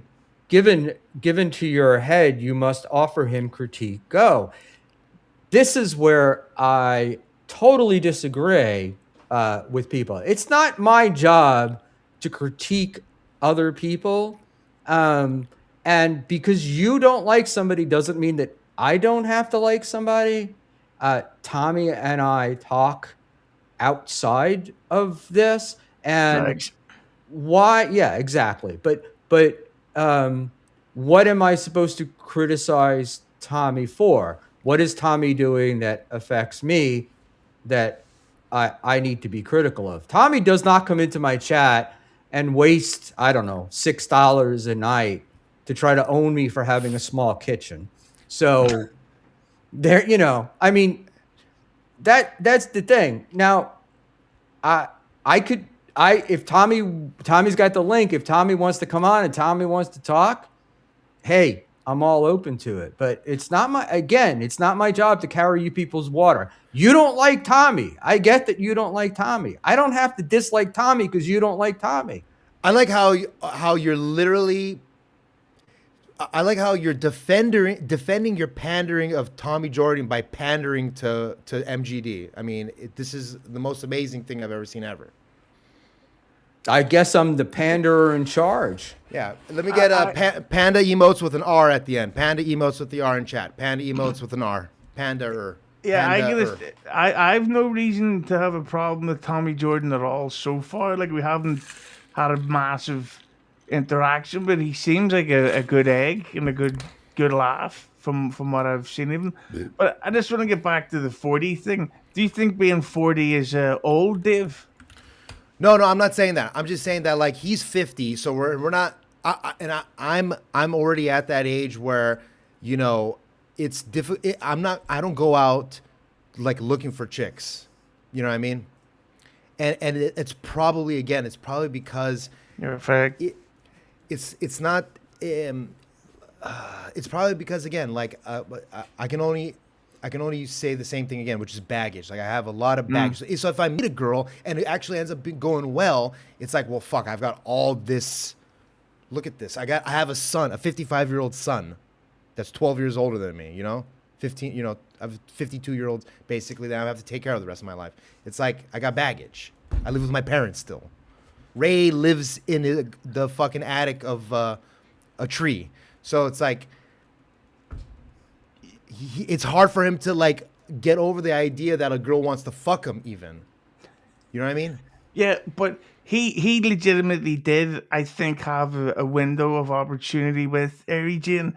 And let's be honest, I hope this doesn't come across as sexist, but that fucking cunt's kept herself looking good. You know what I'm saying? She's up for a poke, right, boys? And Ray blew it. And I think what a shame. And yeah, I think Ray can't get out of his own head But until he ends up. Hughezy, Yeah. this is Ray 100% of the time, right? This isn't just Ari Jane. This is every chick that comes up to him at a bar after a gig. Any woman that has any interaction with him, he's like, oh no, no. He'll never close the deal. And he never closes the deal. I don't know how else to explain it. You know, there were stories of him and OJ going out to bars, when Ray would do his show and they'd be at the bar afterwards. And OJ would talk about the chicks coming up to Ray, trying to get his phone number stuff. And he wouldn't do it. And his excuse then would be, oh, I don't want them just because they think I'm funny. Then I'm just going to have to be funny all the time. No, that I don't think that's what it is. I think that's some kind of subconscious thing he says, or he just says to people. That can't be it. That's not what it is. That can't be it. That's a fucking it's exactly thing. It's exactly what you're saying, which is you've got low self-esteem. No chick would want me because I'm in a shit position. I live in a basement or I'm taking care of my parents. So rather than take a risk and see if this is going to work, let me put the kibosh on it now, and I walk away unscathed. I'm not karmic, lamenting over some chubby broad who wanted me to change. Well, Jimmy's right too, because I don't mean to cut you off, Hughezy, but Jimmy's right too. Is like, I think he has like obviously some difficulty getting it up too because of his medication. So medication. So like that could be. Look, I know it's funny, but like these are real things that people think about, and like are reasons why they don't want to like sleep with the opposite sex is because like they can't, like, what if he can't get it up because of his medication? It's a fucked up thing. I'm not trying to make fun of him, but these are like real fucking things people have to deal with, man. But then not me. Ray has claimed though to have had some of coitus with some ladies over I know the that. years. I know that. Like, I'm not saying he's never been able to get it up. I'm just saying the last few years for sure have been rough. I just saying that if I was in the shape the Ray is, because of my back, I'm always out of shape because I can't train really anymore. And he looks young, and Ray could easily pass for a guy in his 40s. It should be said that Ray should be getting lovely ladies way more often than he does. That Hope Gutierrez or whatever you call her. Hope Gutierrez, yeah. Yeah. What a fucking... I think she's fucking incredible. The fact that Ray was with her all the time, but she just seems to think of him as like a big dumb dog. It's basically what she. I mean, I don't know how old she is, but that's her landlord. I mean, he's. That's Ray's landlord. Hope is Ray's landlord, essentially. You know what I mean? I deposit my rent in there. You know what I'm saying? Yeah. Hey, rent's a little short this week. Hope, is there anything we can do? Yeah. It's like, yeah, you can clean the house Come all in and week. check out my plumbing in my room, if you know what I'm fucking saying. That's right. What does that say by Coke? Where the fuck did Buckman go? I don't know, but I can give you the things here. Funny. Oh, wait, hold on here. That's old. 1 second. 1 second. That's really old. Right here. For $5. American Cupcake. $5. I was with Ray and OJ one time at the bar when I was in Cleveland, and Ray talked himself out of pussy. A married broad even started hitting on him. Yeah, see, this is where I'm good. I'm good at closing the deals. I'm terrible at meeting girls and like starting a conversation. If a girl comes up to me and shows a little bit of interest and I find her attractive, 9 times out of 10, I do very well. Let's just say. I remember Stevie Lou telling me he was out with Ray once, and he said that this black woman came up and hit on Ray, and he said that she was looked like a fucking model, and that Ray quite literally turned his back on her while she was in the middle of speaking to him. And it's like, Ray, you're a fucking C-word. What am I? I'll say it here. You're a cunt. You should have banged her. And it's not like he has to go out on dates with them. Like, hey, you want to go for dinner? Yeah. Like, no, just say, hey, do you live around here? Do you want to go listen to some vinyls? And Wanna that's smoke another. weed? That's another thing too. Is I think that he thinks anytime he has to like take a girl out or whatever, or like go out on a date, it means you always have to spend a shit ton of money. And there's ways to be creative and do this type of stuff. So Ray, again, he's giving himself excuses. So yeah, and then I just would like to suggest another topic after this, but continue. But on. you can hear me now. Yeah, and yeah. everything. A little too much. I am going to suggest that you're incorrect with Ray. I think the problem with Ray, whenever you talk to Ray, is he can't ever focus on anything in the moment. He can't like, all right, I'm going to get this girl's phone number. Then the next step is, we'll talk. Then we'll fuck. Whatever. He can't do any of that. What happens is the minute she pays attention to him, he starts thinking about, well, tomorrow I'm gonna have to take her out to dinner, and then what if she wants to date, and I got to drive to Cleveland next week, and it's going to interfere with this. He never lives in the he's never in the moment. And going out for dinner is what you do when you're in a relationship, because that's kind of a boring thing to do. And it's like, well, might as well go out for a steak, seeing as a little bit of excuse for me not to want to bang you, right, Buckman? No, come on. Dinner is like the fucking. No, come on. Dinner is like every first date's a dinner or drinks or something.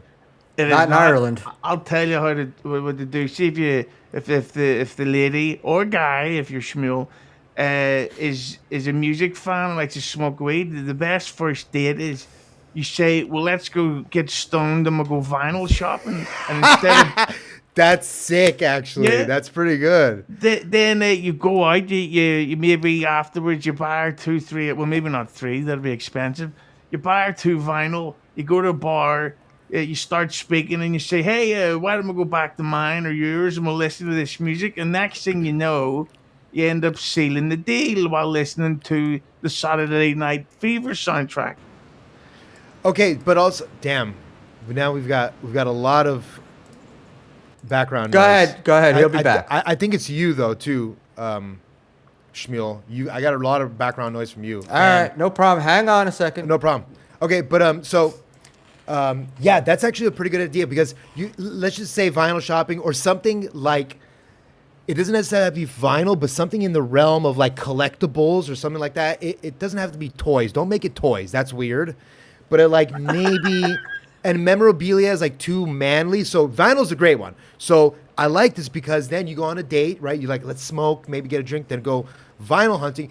You don't even have to I'm doubling up. That's Tommy Jordan. Tommy Jordan. Tom, it's not. It's you. It's me. It's me. He's off. Tommy Jordan's off. In the air tonight. That's it, fixed. It's Hughezy. Because I mute my mic, it doesn't come. Mute yourself. Yeah, so it's the loop in your background that's causing this. Somewhere in your EV Mux is taking the desktop noise and then rebroadcasting it. Okay. Hello. Perfect. Now I'm not looping anymore. Okay. So that's perfect. Again, and like you go vinyl hunting, and you're like, oh, even if you're broke, you're like, oh, they didn't have the one that I wanted here. And then that's even perfect. You don't even have to buy one for her. That makes her think, oh, maybe I'll buy my own vinyl. We'll go Dutch now. Ooh, I like that. We have a vinyl store here right by my house that they just opened called the Record Jungle. So I'm excited to try that now. And the best thing is, so I am echoing. No, now we're good. Now we're good. But the best thing about it is that when you go vinyl hunting, that means you don't have to small talk and be like, so do you own pets? Just talk about the music. Yeah. It's like, oh, I love this song. Be in the woo. You like the Spice Girls. What's your favorite Hanson song? You don't. Like I'm telling you, music is the greatest small talk in the world. Schmuel talk. Schmuel. No, I would never go on a date with Schmuel. Schmuel talk. Fucking Schmuel talk. Schmuel talk. All right. I got a question real quick. Why did Tommy Jordan leave? All right. I got a question real quick. Can you wait? Can you hear me? I can hear you. Me? Okay. Yes, and we're not looping. Tommy Jordan is what's looping. Every time I add Tommy to the stream, he's looping. Okay. So that's what the problem is. So Tommy, I don't see a face. I've only got that cup. I don't know what to tell you. Do you have your speakers on or something? Start talking. Let me add Tommy and we'll see. Talk. We're good.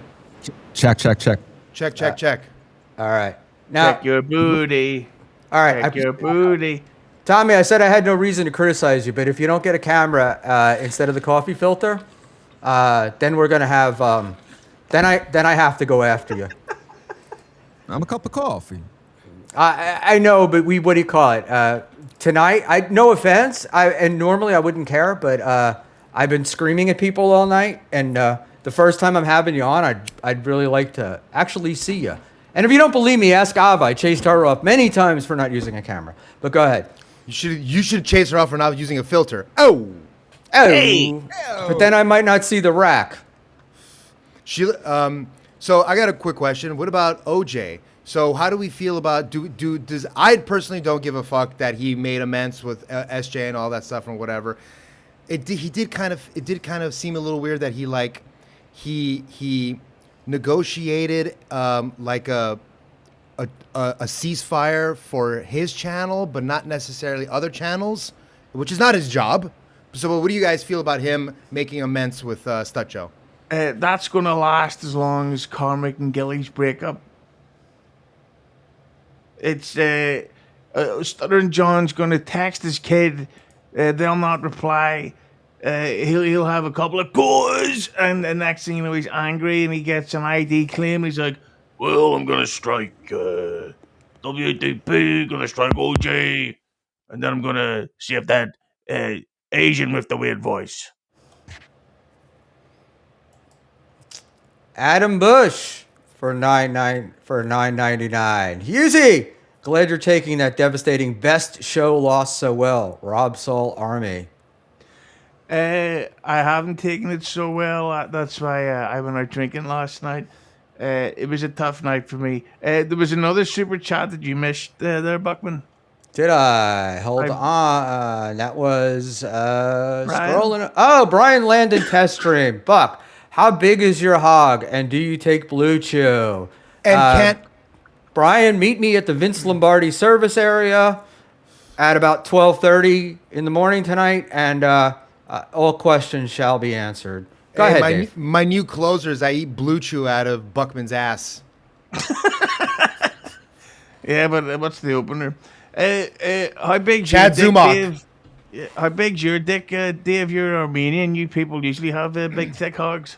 When I say I want you to take this as literal as possible, I literally have a soda can cock.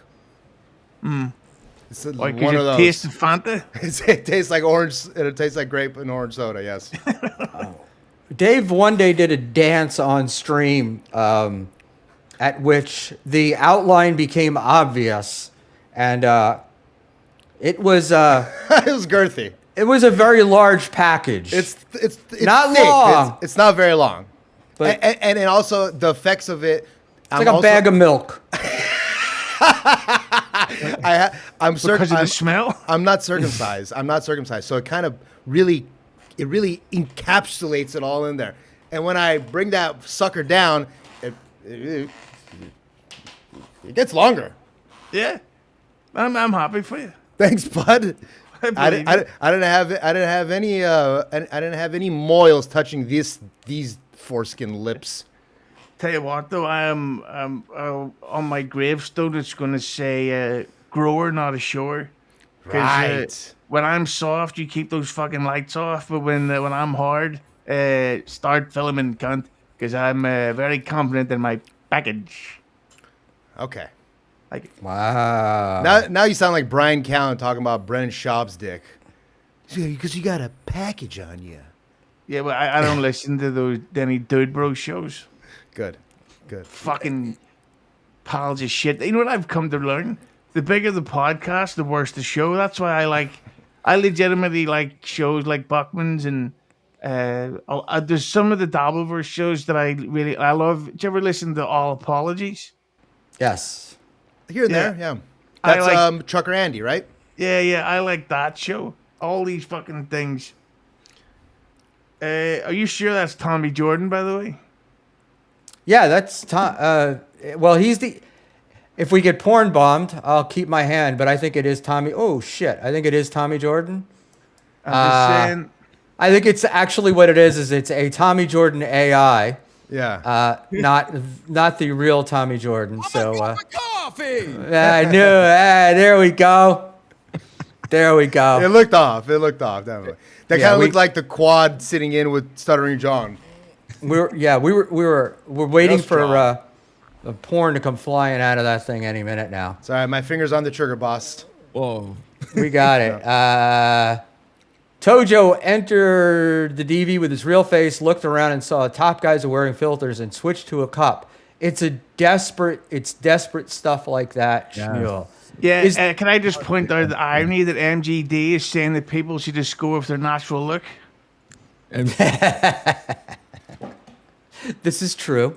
This is So true. you can't say that MGD. Like, I'm not anti, but that's a silly thing to say. Is that confirmed? Where do these rumors start about her being a man? I don't know. And you know what? These are ad hominem attacks because like even us pivoting and like deflecting about her cock is let's get to the root so of. we can only the talk about problem. your soda can? Well, I was asked about my soda can. How big's your dick, Tommy? That's here. Tommy, ahead. Tommy, Tommy. Tommy, I am gonna be a dick. I mean, I hate to do this to you, pal, but I gotta talk. You gotta be on. I apologize. It never dawned on me that you would come on with a Wow, filter. you would never do this to Cardiff Electric, you prick. And but Cardiff Electric, I know we talk about it, and he, that's the deal. But it's not like we don't know who Tommy Jordan is. This is Tommy trying to now because We give the year nominee. you put me in a position where I'm supposed to be defending you, Tommy, and supporting you. And I always say people can't come on with filters and not on camera. And now you're here, and then I'll look like a pussy. And I just spent I've an never heard you say hour that. complaining about everything. Thank you, Dave. You know what, Dave? I can always count on you for that certain level of support I lack, that I need in a right. co-host. That's what I want, Dave. Okay, you're right. Tommy, you meanie little man here, you better go put that fucking old man mask on right now. Yeah. All right, boss. You'll hate me too, like Crumb, because the last person I Hate you. asked to exit stage right. You 2 minutes ago when you first started talking shit about me. I'm a cup of coffee. We never talk shit about you, Tommy. We defended you. And now you're making that very hard on me. Get on the fucking camera. All right? Unless you got, Crash Year 2026 candidate already. Yeah. Somebody clip this. This is anti-coffee medic. Oh shit. Oh. Boom! Wow, you booted And you him. guys say I'm a pussy. Wow, you booted the Rookie of the Year nominee, Tommy Jordan. Wow. Rookie of the Year runner-up, Tommy Jordan. Wow. Cool. Can't believe you. What can I say? Now, Hughezy, were you surprised to be nominated for one of the top shows? Yes, because I've really been doing it like extremely part-time up until about a month ago. So I was not expecting. But then sometimes, I got to be honest, sometimes you get irony voters. Yeah, maybe. I don't necessarily think that. I think that, again, my followers are mostly MLC fans, right? And so, and fans of Hughezy and Tukey and stuff like that, mostly. So I don't see it being that odd. I don't think that I have many NLO fans that follow me on Twitter. So, like, for them to see a lot of this is not really, it's not really going to happen as much as it would be as Hughezy fans or MLC fans. But I was surprised. I mean, you squeaked out NLO, so squeaked it out. I will say that mine is the only. I think the podcast version of my show is good because it's got all types of production in it. But the live stream, it's. I think if you catch it live, it can be funny. I wouldn't watch my show back. I would go hit the like button though, everybody. Look, you do a riffing show, which I like. I enjoy that with people that I know. I don't necessarily feel fun or think that it's an entertaining show to just go on and riff with people that I don't necessarily know. Number one, I'm not that good at it. Number two, who do I think I am that I could just, like, off the top of my head be that entertaining all the time, which is why I don't try not to come on too often to this show because it's already a fuck fest. But no, your show's usually pretty good. I mean, you usually have a nice mesh of people. You're big enough to where people are like, yeah, I'll do your show, no problem. And so, who's ball washing now? Well, I mean, you were doing the opposite of ball washing. You were hating just a second ago. Who was I hating? Tommy Jordan and his filter. Did we not? Should we go over it? I love Tommy Jordan. It was just the filter. Can I do a plug for tomorrow's show? Please. So you're doing a bunch of shows these days. Go ahead. Is it Mel Gibson? You're having Mel Gibson be talked about tomorrow? Danny, yeah. No, Carl from WATP's coming on with Dan from Nice Podcast, Stupid. Wow. And I've messaged Flimsy Greensburg if he wants to maybe join, but I haven't heard back. Would you want to join, Dave? Because we know that Buckman can't handle Dan from Nice Podcast, Stupid. I have a It's the other way around, my friend. The other way around. I have a very important job interview. He's tomorrow. the one that said that he would never stream with me or be on a stream where I was on. But I'm not the one. I just want to hold him to his standard like I do with people with filters. Oh, shit. I was not expecting it to go this way. Dave's gone. He'll be back. He's his computer's crashing out. D. Tommy Jordan, $2 justice for Tojo Army. Yeah, why would Tommy come on with the filter anyway? Show off his John Travolta face that we all want to see. We all like looking at Tommy. He's a good looking guy. You know, man, if somebody's known for having a filter and stuff, I don't mind, but this is like the first time I'm having you on. I don't really know who you are. And it's way too easy to go from a filter to a porn bomb. So, Gefilter fish. A little more difficult to do it when you're on camera. Filter? Yeah, I wouldn't even let somebody put a finger on my face.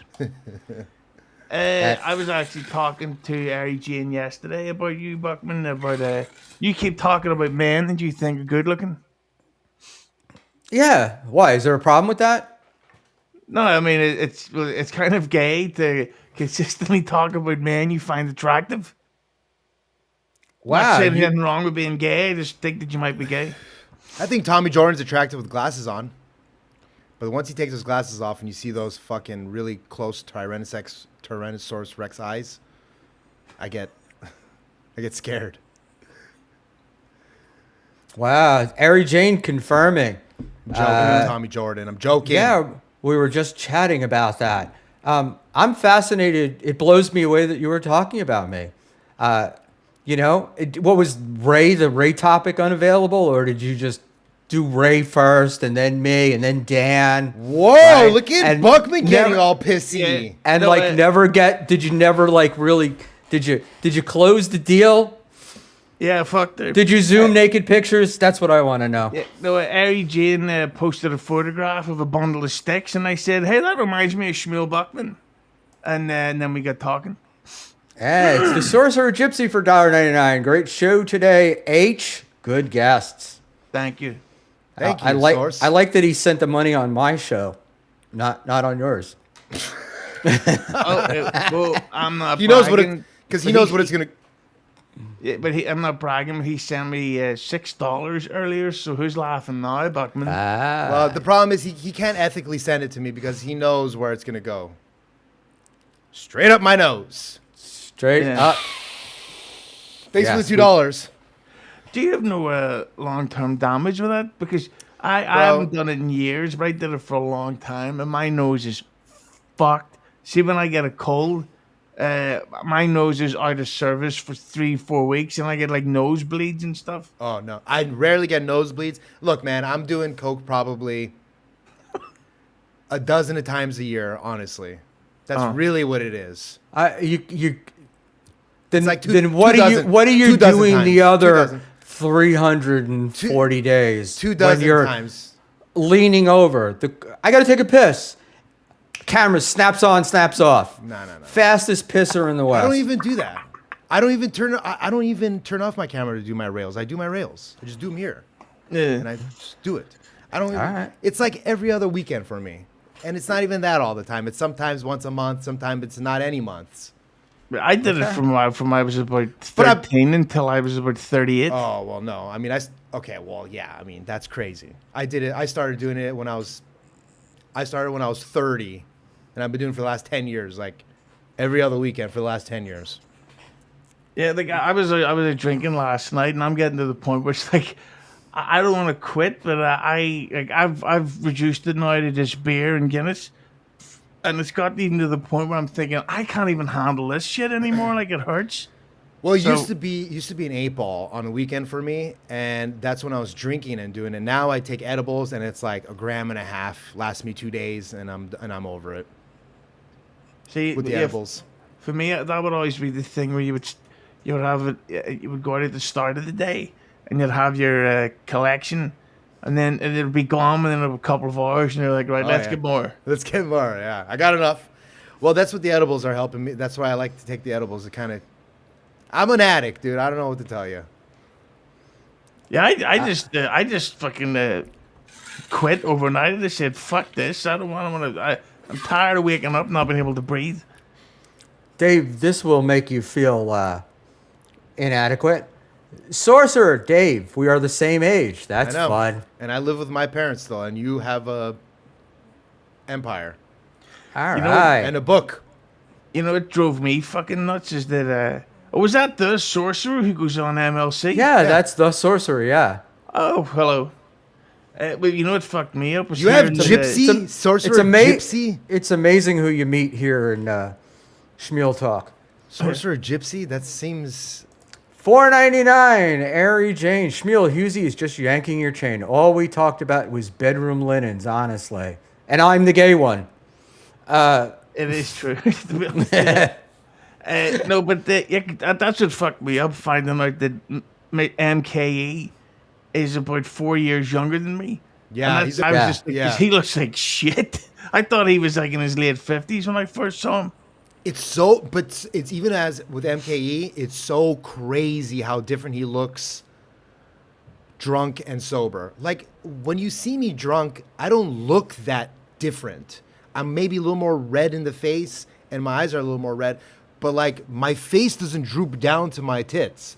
His face is completely, his face scrunches and his hair's all over the place and he just looks like a fucking mess and a slob.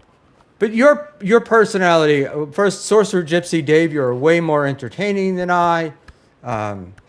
Yay, look what it's gotten me. My empire of dirt. But Dave, co-hosting with you, right? Yeah. It's like if I'm co-hosting with you, and because we tend to do sporadic shows, and then we'll do a bunch together. I never know which one of you is going to show up. Like it could be. I get really? triggered. I get triggered by shit easily. I get very triggered by like stupid shit sometimes. Like when you like you literally like stuff like that where you're answering a question about pandering by pandering. Like stuff like that is like that shit triggers me. Or like stuff I don't know. Stuff I feel like you should know better. How am I still don't understand. You're In my mind, it's like MTV. plus pander, minus pander, zero pander. How was I pandering to? I'm interested. This is what I'm interested. This is what I'd hope to attain in a Chow let me tell you. debate. Okay, so she's complaining that you're pandering to an audience, and there's 30 other people chatting, and you keep picking out her message to put on screen and keep talking about. That's pandering. So I don't know. That's what the pandering is. Isn't it? See, I completely misunderstood. And then you stop our riffing to bring up Sam Bibley's chat. Like Big Black. stuff like that triggers me. Is that the real sorcerer? I do, because we're not going to. Yes, we're not going to. I have to. Like I feel like I've got to. I got to interrupt a little bit, and especially to the deal. You also like Sam will, or not Sam necessarily, but other people will do things that will be helpful behind the scenes. So I feel like this is my way of recognizing them, and it's not that I'm pandering. We rarely pull up MGD chats, but tonight they're interesting, and she's been super chatting, so she deserves a little attention. I don't see you yelling at Brennan going, "Oh, don't be doing those super chats. You're interrupting my thought process." But for Schmuel, it's okay. It wasn't a super chat that you were bringing up earlier about the pandering part. That's what I'm saying. Like, yes, she was Right, super but she'd chatting. sent about $20 earlier. Well, no. But if Brennan did bring up a regular chat, maybe I would say that. Okay, would you? We'll find out. Maybe. All right. We'll find out. And I totally disagree that my answer to her was pandering. Okay. My answer to her was, I don't got anything to criticize the guy for. What do you want me to do? But you're saying just the fact that I answered her, that was the pander. Well, not just one time. There was multiple times you brought it up. But sure. Yeah. Yeah. Look, is my pandering, right? Like, if I'm going, If anybody says pandering one more fucking time, if I'm moving to where where the people who entertain me in the chat and super chat and do all the things that help keep Schmuel talk on the air, if I lean towards them a little bit, is that pandering or is that me using my head? No, you're right. No.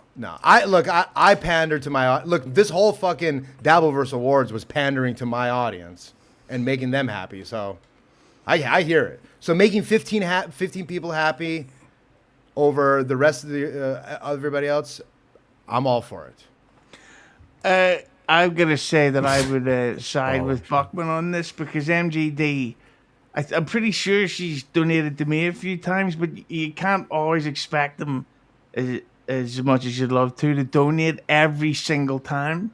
So even if she donates like a $5 or a $2, that's not what I you mean. can still. But then again, it's not like MGD in this specific issue. Let me. I'm just pointing out the irony of it and all. I'm not even getting Yeah, mad. But there is no judging it. irony in it. That's the I think point. there is. Roy Cohen Esquire for $1.99. That's ball washing, not pandering. See, no, he gets it because she's got balls, right? there you go. I was given a definition of ball washing by Peter Sky Parker yesterday, which actually made sense to me. Which was? But, I won't. I wasn't going to tell you. It's when you're promoting someone, right, or saying somebody is great and good when you really don't believe it, just to try to get ahead. So I feel comfortable that I'm not a ball washer because I don't comment on people who I don't say people are fantastic or whatever if I don't think they are. Like I think Rocco, Tukey, whatever you want to call them, Cardiff, I think those guys are fantastic.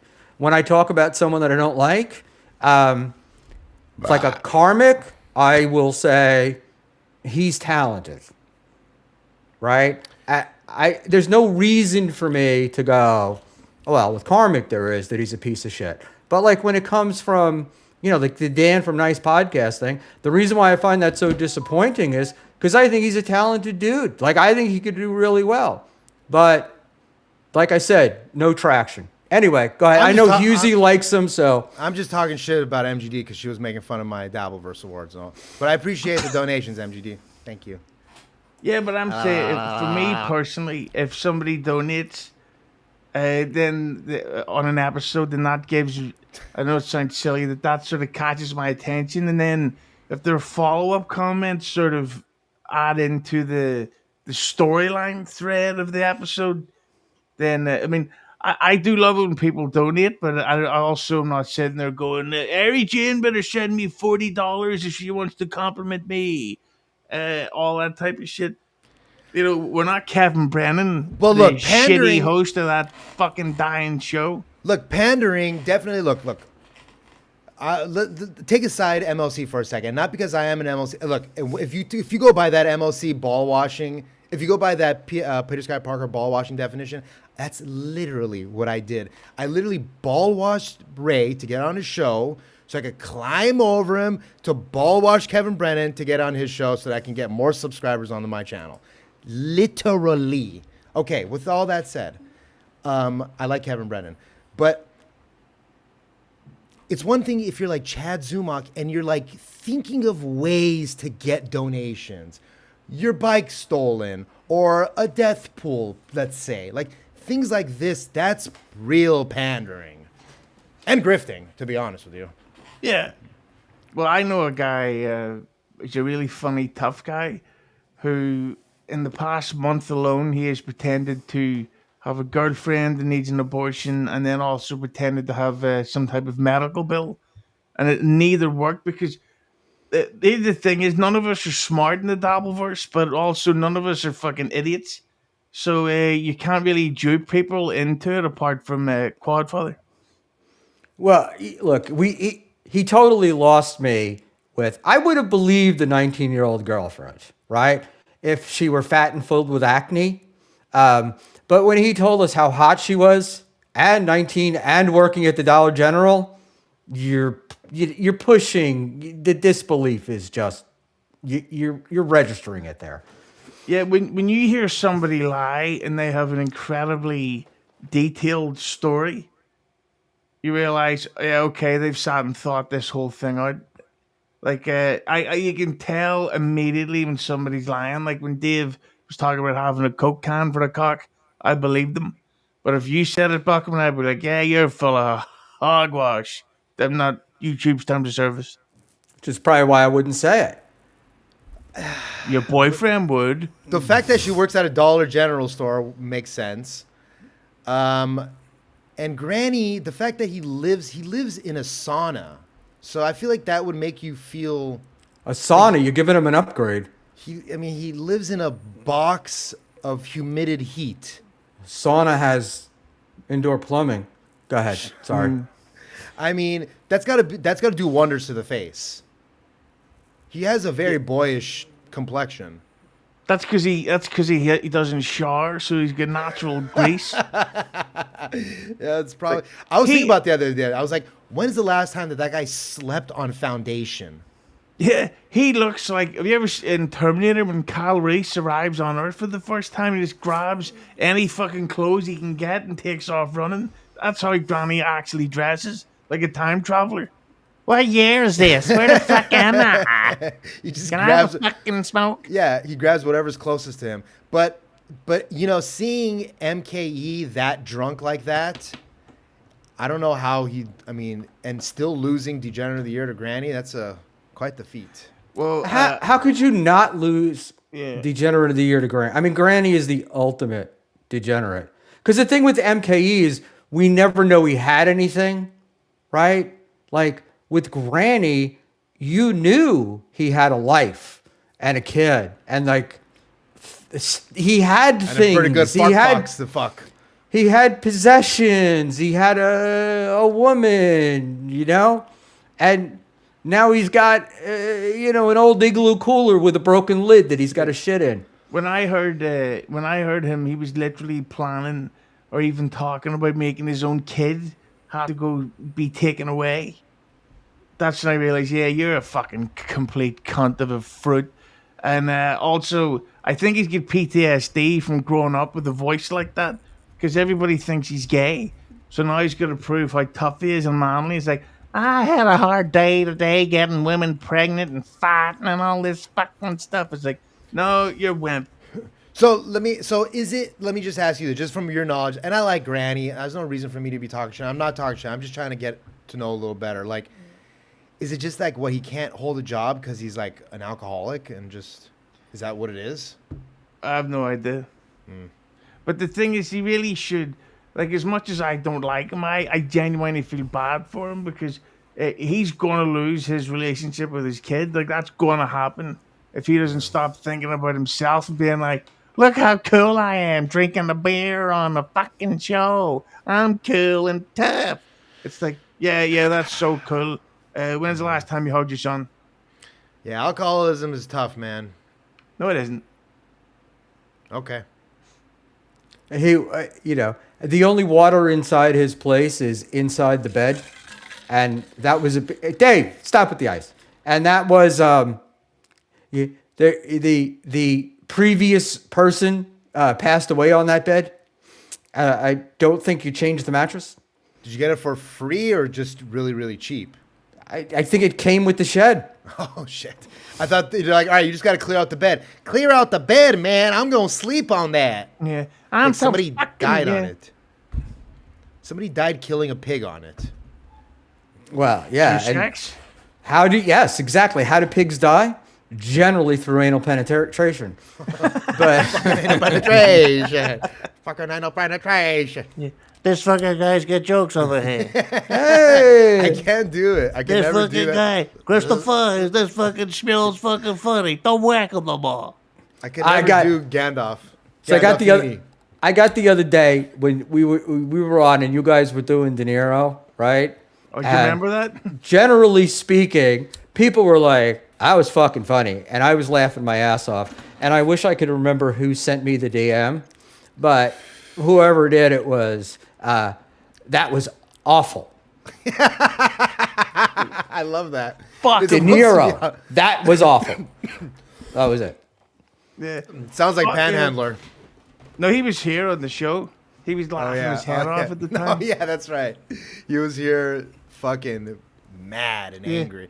He keeps sending me these like cryptic messages like that I'm supposed to know that I did something wrong or something. I'm like, he's like, I can't fucking believe you did that shit last night. I'm like, please elaborate. what I do every night, I right? do. I don't know what I did.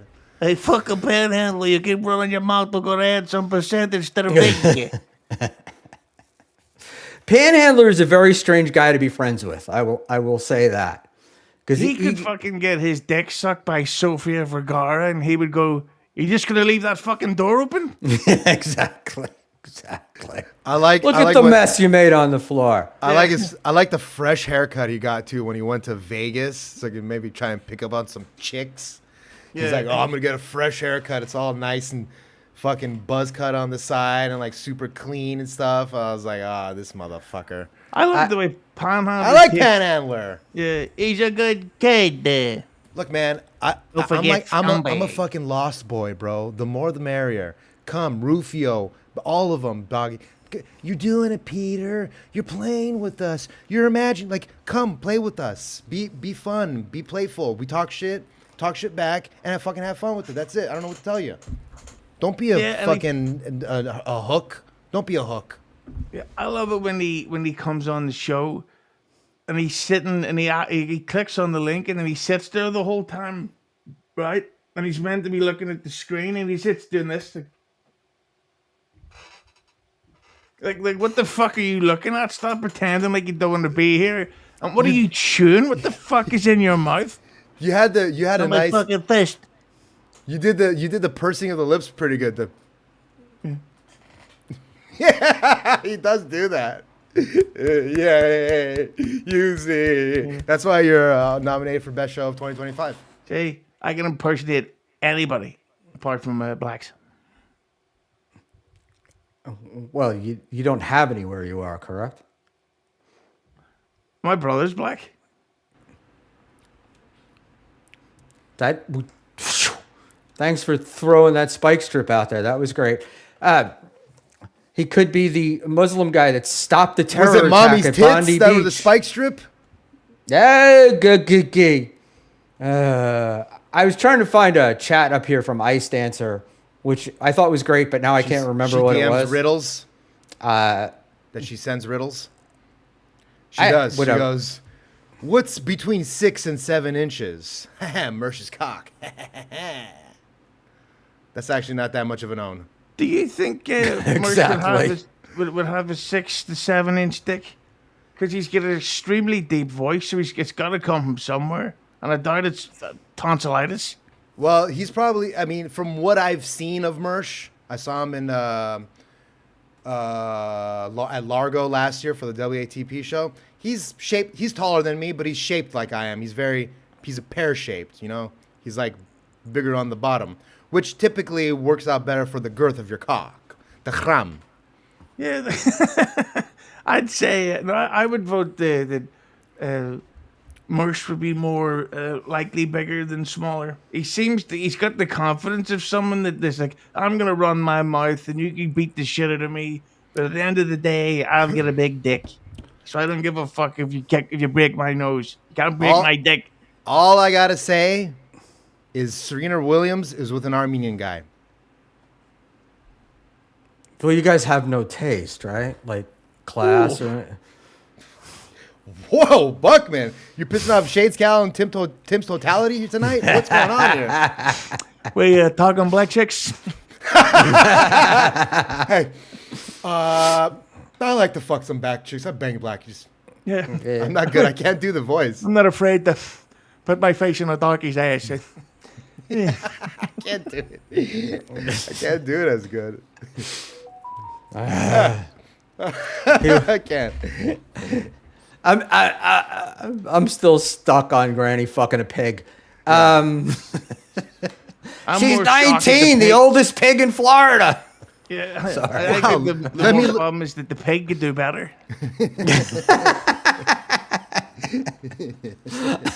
The pig wakes up feeling guilty in the morning. Oh, what did I do? I mean, the pig definitely is unsatisfied because she won't have any piglets. Hey, yeah, but I don't know where I was going with that. yeah, Yeah, Pick up we a don't pen, either, Ray. but we'll smile and laugh. yeah. The thing is, when Granny got the pig in his house, the smell was a problem, but eventually the pig got used to it. I knew we were doing It's that. It's a fucking joke. This is a fucking. You can't take a fucking joke. You hurt my feelings. Between all the piss, dog shit, flies, and body odor, you could probably detect that place. Like, I can't imagine that you could get within 500 feet of it. You could be blind Mike and you would know where it was. But you don't understand, like, when I went to Largo, there are just areas of swampland that just smell like shit. Like That's where Granny is, right? Methane. I don't know if that's exactly where it is. I'm just saying Florida in general has it's very, very swampy. So it's very common to go around just smelling shit everywhere, unfortunately. Not everywhere. Yummy. Not everywhere. What a wonderful day. Buckman, how much longer is this? You're free to jump at any time. Well, we were ending an hour ago, but I'm gonna pop off at 9:30 New York time, so about a half an hour. But I know it's like 3 a.m. for you. Yeah, me and MGD. We need to go get some shut eye. Yeah, I'm sure. Together, I hope. Right. No, MGD had all I can say is MGD posted a picture of her ass and had a very cute ass. That's all I know about MGD. And as I said to MGD, if I found out these stories about her were true, I would be a broken man. So And then I saw the Adam's apple that they surgically cut from her neck, and then I threw up. yeah, her Adam's apple's bigger than my cock. All right. What about an Eve apple? So are we really going with the deep voice means that Mersh is well hung? Big balls, maybe. I have no fucking. Because the corollary of that is I got nothing. No, I don't know, man. I don't know. Does having a deeper voice lead to having big dicks? Probably. Yeah. Probably, man. What's Scarlett Hampton doing today? Excuse me while I move my cock. I don't even. I like Scarlett Hampton. I like how she. I'm not pandering, but I'm saying I like how she just keeps talking in the background. She's like, I don't even think sometimes when you want to go and something. I don't think all the time I want to, but sometimes you know what I'm saying. And then we got one over there. Because she's a mental patient. She's talking. She's talking like not even saying anything. She's just like, I think that airplane is pretty nice when sometimes here 9:30 p.m. as well. She uploaded a video to her Twitter earlier where she was literally standing up being photographed while she held her pussy open. And it's sort of like Pool diving. Yeah, and it's sort of like, Mom, please don't follow my new girlfriend on X, because that'll be an awkward Christmas dinner, you know. What would your family do if you came home with Scarlett Hughezy? Hopefully they wouldn't recognize her, because if they did, that could be an awkward conversation between me and my mommy. Assuming your mommy didn't recognize her and just got to spend an hour with her. And my mom would probably tell her to shut the fuck up within about 7 minutes. No, man, I just think that sometimes forks shouldn't be right next to spoons all the time, and I don't think that all the time you should have a bowl on top of a plate, and I don't think you really even need that all the time. Sometimes, but what are you going to stir your soup with? I swear to God, you were sitting next to me on the subway yesterday. I finally got the balls to take out my phone, and video a guy on the subway who was doing an entire Vietnam War drama on the subway. And I was also listening to Blind Mike at the time. And the entire video recorded not a lick of audio. And without the audio, it's useless. But the guy's bottom looked like Gino Bisconti. And so I was like, I kind of cut it in half, and I was like, "Oh, I heard Gino on the train," and I blew it. So no fun for me. Hughezy, 2025 Dabbleverse Awards. Okay, biggest fall from grace. Your choices were Shuli Egar, Kevin Brennan, Carl Hamburger, or Blade John DiCaprio. Who would you pick? I'll be fair, because I don't know who Blade is or John DiCaprio. So, what was it? It was Carl, Shirley, and who? Kevin. I honestly, I'd have to go with Kevin. He went from being one of the funniest guys alive to just being a fucking boring, ranting, pissy old ant. I have no idea why anybody watches MLC. It's interesting because we're going full circle. It's my favorite show. This is how we started the show. Dave had over 300 votes, which is quite a lot. And people you had to log in, right, Dave? And you couldn't vote with the same email address twice. Right. Shuli Egar, let's just see. Fourth place was Why am I? What? Wait a second, Dave. Your graph is fucked up. Look at look No, at I biggest know. fall. I saw that. I look. Trust me, AI is not perfect. The numbers are correct. The numbers are correct. The graph itself is. Well, AI is retarded. the graph has John DiCaprio losing to Carl Hamburger, 84 votes to 64 votes. It's the other way around. But in any event, I will do this by the numbers. But Schmuel, see, just before you do that, can I ask you one question? Sure.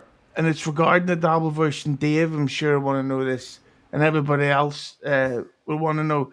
Schmuel, do you think that when it comes to the double verse type stuff, We've been had. Good work. He's trying to do, you know what he's doing is he's trying to do that thing that somebody else does when they drop you off. All right. What was your biggest surprise as the person who did this while he's on the phone? Nothing really stood out. Go ahead, Dave. No, what was your biggest surprise? Biggest surprise. Well, I was a little surprised that Tukey doubled up, double and tripled up on everybody. I thought that it'd be a little bit closer. Yeah. I was surprised that. Yeah, I was surprised NLO didn't make it to the best show. And other than that, I thought Stallion 19 would get more votes. So Thorough Joe Burrow, I thought he would get more votes too, but I thought Stallion 19 would for sure get more votes. And I didn't expect Doom to run away with it that much. I have a feeling that Stallion was doomed because during this voting process was doomed. Yeah, I thought you were okay. No, I wasn't trying to be funny. I think that Stallion took a hit because he's been so Steel Toe centric, and Steel Toe has really dropped from the radar for us. You know, I mean, Steel Toe's down to like 200 viewers at a pop. You know, when you're claiming your main platform is Rumble and you have YouTube available and you're counting X numbers. Talking about Gino? You're desperate. Sorry, No, Imholt. Oh. Yeah, Imholt still doesn't understand how the numbers work. It's crazy. No, he understands. He doesn't he understands. Well, but Gino, one of them doesn't still. Somebody out there we were talking about the other day. Well, Aaron, the way Aaron says, the things Aaron says make you think that he doesn't understand. But he's a numbers guy. He firmly knows. He knows what the numbers mean, but he doesn't want to admit what they mean. And that's why he's doing, the Rumble is our primary platform. And that's bullshit because it just happened. Nobody happens to go from YouTube to Rumble. Unless you're paid to. And Mersh, right, but you wouldn't be on YouTube. And Mersh got a thing the other day from Rumble saying he's like in the top 0.087 of all Rumble streamers. And we know what Mersh's numbers are. And they're comparatively speaking, they stink compared to what a YouTube chat would do. Or YouTube but also, no, you don't. Just because you get paid by Rumble, like if you get a paid contract by Rumble, doesn't mean you can't also stream on YouTube because Doctor Disrespect still does. But anyway, like, yeah, I don't even know exactly. I'm sorry, I don't even know where you're going with this. All right, I was doing was trying to make a simple analogy, and when you got interrupted, it all went to shit. I know. It all went to shit. I know. So let's just say I would have thought I would have done better on the Holier Than Thou awards. The better stuff. That's right. Here, I pulled them up now. Here we go. Here, I can see what you guys mean now. So he was talking about the fall from grace. Which award was it that he was talking about? Well, we were talking about biggest fall from grace was the first one, and what happens is you've got John DiCaprio down here with barely registering, but he's got 20 more votes than Carl. So yeah, the way the prompt was,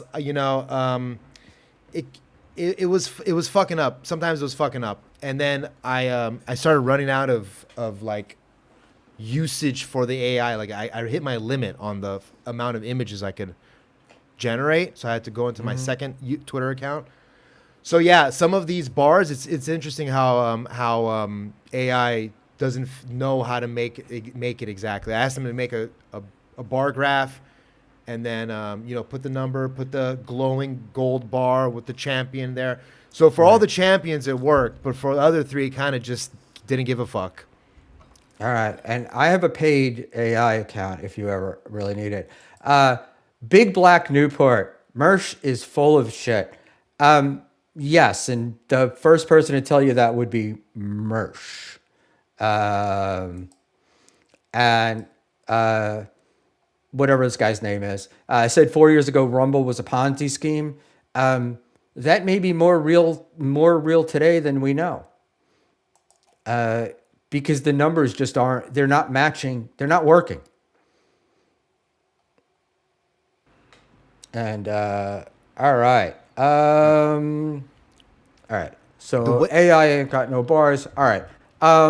Holier than thou category. I have all the slides up. So if that helps you to look at them, I'll post the prompt so you could show. So you could show.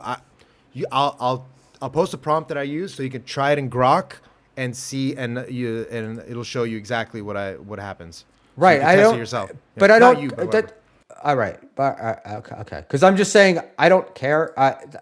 It doesn't matter to me whether they're right or whether they're wrong. I just. All right. I know. I'm just saying that the numbers are right, but the bar graph is not right. A lot of them are off. It's okay. It's okay. It's okay. You did good. All right. So, all right. Let's rock and roll this. All right. The Holier Than Thou Awards. I wish I could point on my screen, but apparently I can't. You can't see my mouse. I hope I'm not doxing myself. The Holier Than Thou Award of 2025. So it looks like there's a total of about 300 votes. And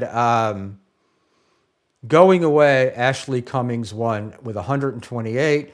Dan from Nice Podcast, close follow at 114. Myself, Mr. Schmuel Buckman at 51. Zoom in a little bit. And Dr. Chow at 26. Yeah. There you go. Oh, there we go. How beautiful was that? See, like this one came out nice. It worked perfectly almost. Right. Right. And if you notice, every single slide is like completely different. There's no uniformity at all. Yeah, it's all right. But we're only just looking at it for information. We don't really care. Exactly. All right. I'm just saying that like people were trying to make it a big thing, like there was some kind of steal going on. Oh, well, that's going to happen. No matter what you do, you're going to do that. That was basically, what do you call it? Stevie Lil last night was accusing Moody of trying to fix the numbers, you know? My numbers? Yeah. Well, no, just to full disclosure, Moody actually, we went through that whole, we went through the explanation. That's why it was so ridiculous. All right. Yeah. Degenerate of the Year. Again, what do we got? About 300 votes here. Yeah, 319. Think, everything should add up to 319 votes.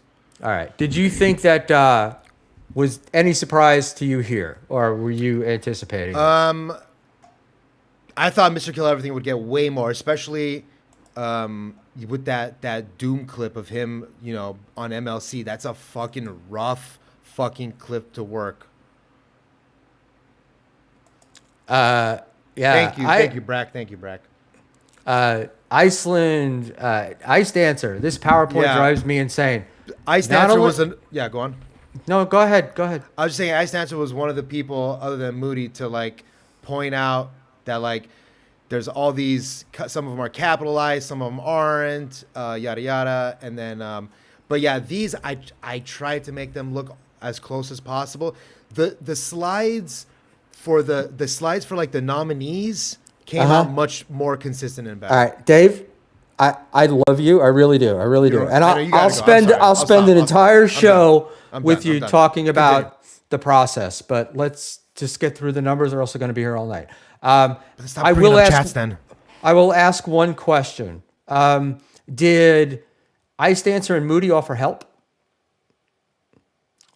They did. Ice Dancer did offer to help, and then Moody was helping me in chat. I was like, all right, is there a way to do this? And he's like, the 3 dots here at the bottom of the question. I'm like, all right, there you go, done. All right. Okay. So it wasn't just the old usual criticism. No. They did. No, they offered help. Yeah, both of them did. They did help you. All right. So Degenerate of the Year, like I said. So your surprise was Mr. Kill Everything did not get more votes. especially because of the Doom clip. Yep. All right. So let's say that we did this 2-3 weeks ago, right? Matt Mead would not have been on anybody's radar. Who do you think would have been in 4th place? Gino lost out to Matt Mead somehow here. Yeah, I don't know that we think. I don't think Gino is a degenerate. More like a loser, like sad sack. I don't know, kind of alky bum, as opposed to because the thing with Gino is he may be all these things, but he's still living in an apartment. He still has a wife, right? He still has all these things, and definitely he was lucky when the Amex news came out because the Matt Mead stuff really overshadowed it. He and Quad both got away because they didn't go after Quad too hard for the 9/11 call or 911 call, and Gino on this. I know I like to do.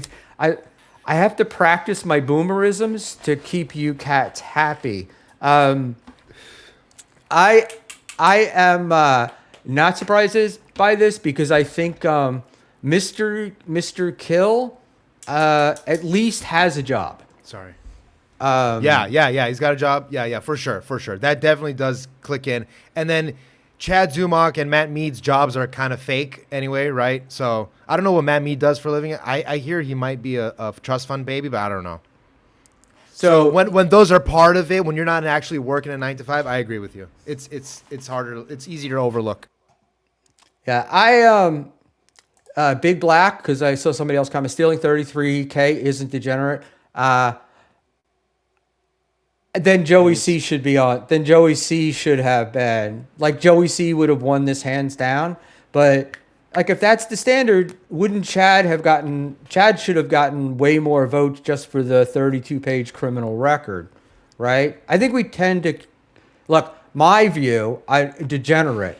Degenerate is a guy who doesn't take care of his kid, drinks all day long, lives in a shed, all of those things. Lives in a shed. Lies constantly, et cetera, et cetera. So I see why he won.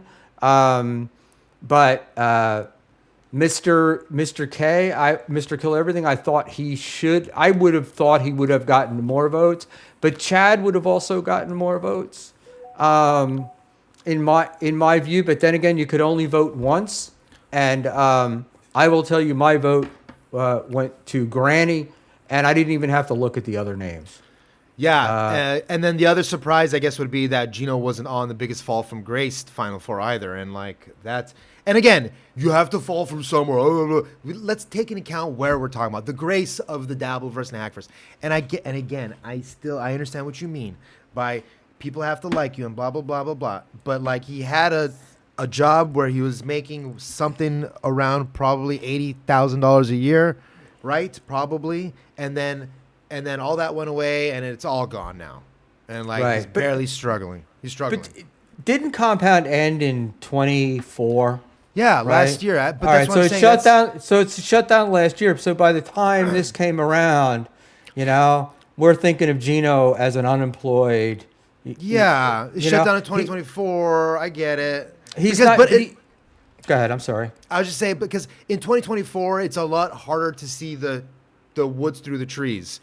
It's like it's a lot harder to at the end of 2024 to look at Gino and be like, oh well, he's a fall from grace because he lost his job. Now a whole year later, we see him and you're like, now that's a fall from grace, right? Right. And see, the thing is, we would have been like, if Gino had been looking for a job, if he had been doing, I don't know, if he had been doing stuff and actually working, and and failed and then had a fall from grace. But it was like the Gino that lost his job and the Gino we have today are exactly the same Gino.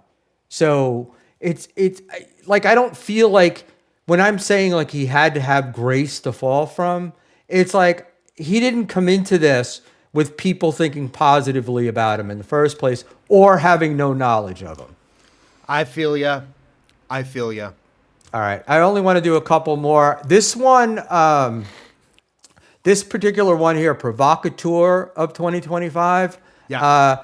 I totally feel like this was for you and your friends. It was. It 100% was. This was, again, most of these were not supposed to be for the people. Most of these are not supposed to be for the fucking celebrities and the stars. Most of this was supposed to be for the chatters and the that's why I try to do like these alt awards kind of a thing. Right. But what I'm saying is this seems like a very select group of people that you're, because it's like the MLC. Does the Klein host go into MLC? I don't think so, right? Not a WATP guy. He doesn't. He just doesn't come across to me as a Dabbleverse guy. What are you talking about? But like when you first joined okay, I'm not gonna get into it. But you're right. But you're right. He's in a lot of the Dabbleverse shows. Whatever, the comedy scene, Dabbleverse show, whatever. It's not important. But yeah, I mean, again, like some of these, that like we were looking for like best shit talker. Like we were looking for something like a best troll was the original category, was best troll. But then we thought that troll was like had a bad connotation to it. So I looked up synonyms, and then provocateur came up. So I used that. All right. I'm not stating facts. I'm stating opinion, and feel free to argue. That's the deal. Like Noga could have been a really good. I see a lot of people are overlooked. People like Noga send super chats to like provoke people too. Like that's a category almost different than what's. But like that's a good category to think about too. Like somebody who provokes with super chats is like that. That should be maybe next year's provocateur. A little more.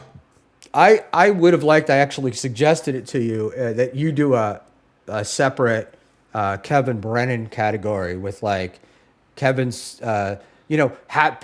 Pick what you guys think. Have people vote on it for like best super chat or super chatter of the year. I said that, yeah. Kevin on MLC yesterday, and then have Kevin pick who it was, and then compare the two. All right. And let's do. Maybe I'll do that for Kevin and then let him promote it and stuff, and he could just send out the link, and then I'll tally it for him for the MLC fans. I have a question to people. Go on. Yes, pander. I have a question about this one. Yes. Biggest victim of 2025. Right. Is this self-proclaimed victim or actual victim? Again, man, when people are, most of these categories I didn't even come up with. So people are nominating categories. They're coming up with categories. People are like, "Ooh, yeah, that's a good one." And I'm like, "Ooh, yeah, that's a good one." So I put up biggest victim. And then I sit there and I say, "All right, who's a victim?" Keanu. All right, who else? Ava, that's a good one. Who else? Felicia, for sure, Felicia. Shuli, Liam. So all these people I'm just sitting there just taking in nominees. I'm barely even, all I'm doing is being the mouthpiece, really. So it's really hard to answer your question because it's really just what the viewers were choosing at the time. And I don't have very many viewers, so that's on me. So this is. I got you, but no. My question really when it says biggest victim, is that Keanu Thompson thinks she's the biggest victim, or do people think she's the biggest victim? Yeah. Like, is it self-proclaimed victim as opposed to real victim? I just want to say this, that I enjoy the ambiguity of the question and the category, and also the same thing goes for hack of the year. Hack of the year, I don't know. Is it a good category, a bad category? I don't know. All right. I got two more. This is the Docs, which I hear people wanted you to take out. Yes. Running away, winner runs away, Yeah. which is Chad goes to Mersh's house. Is the Docs. Now, I see what you're saying. I didn't really get when I saw the Dixon's fixation with Fuddle.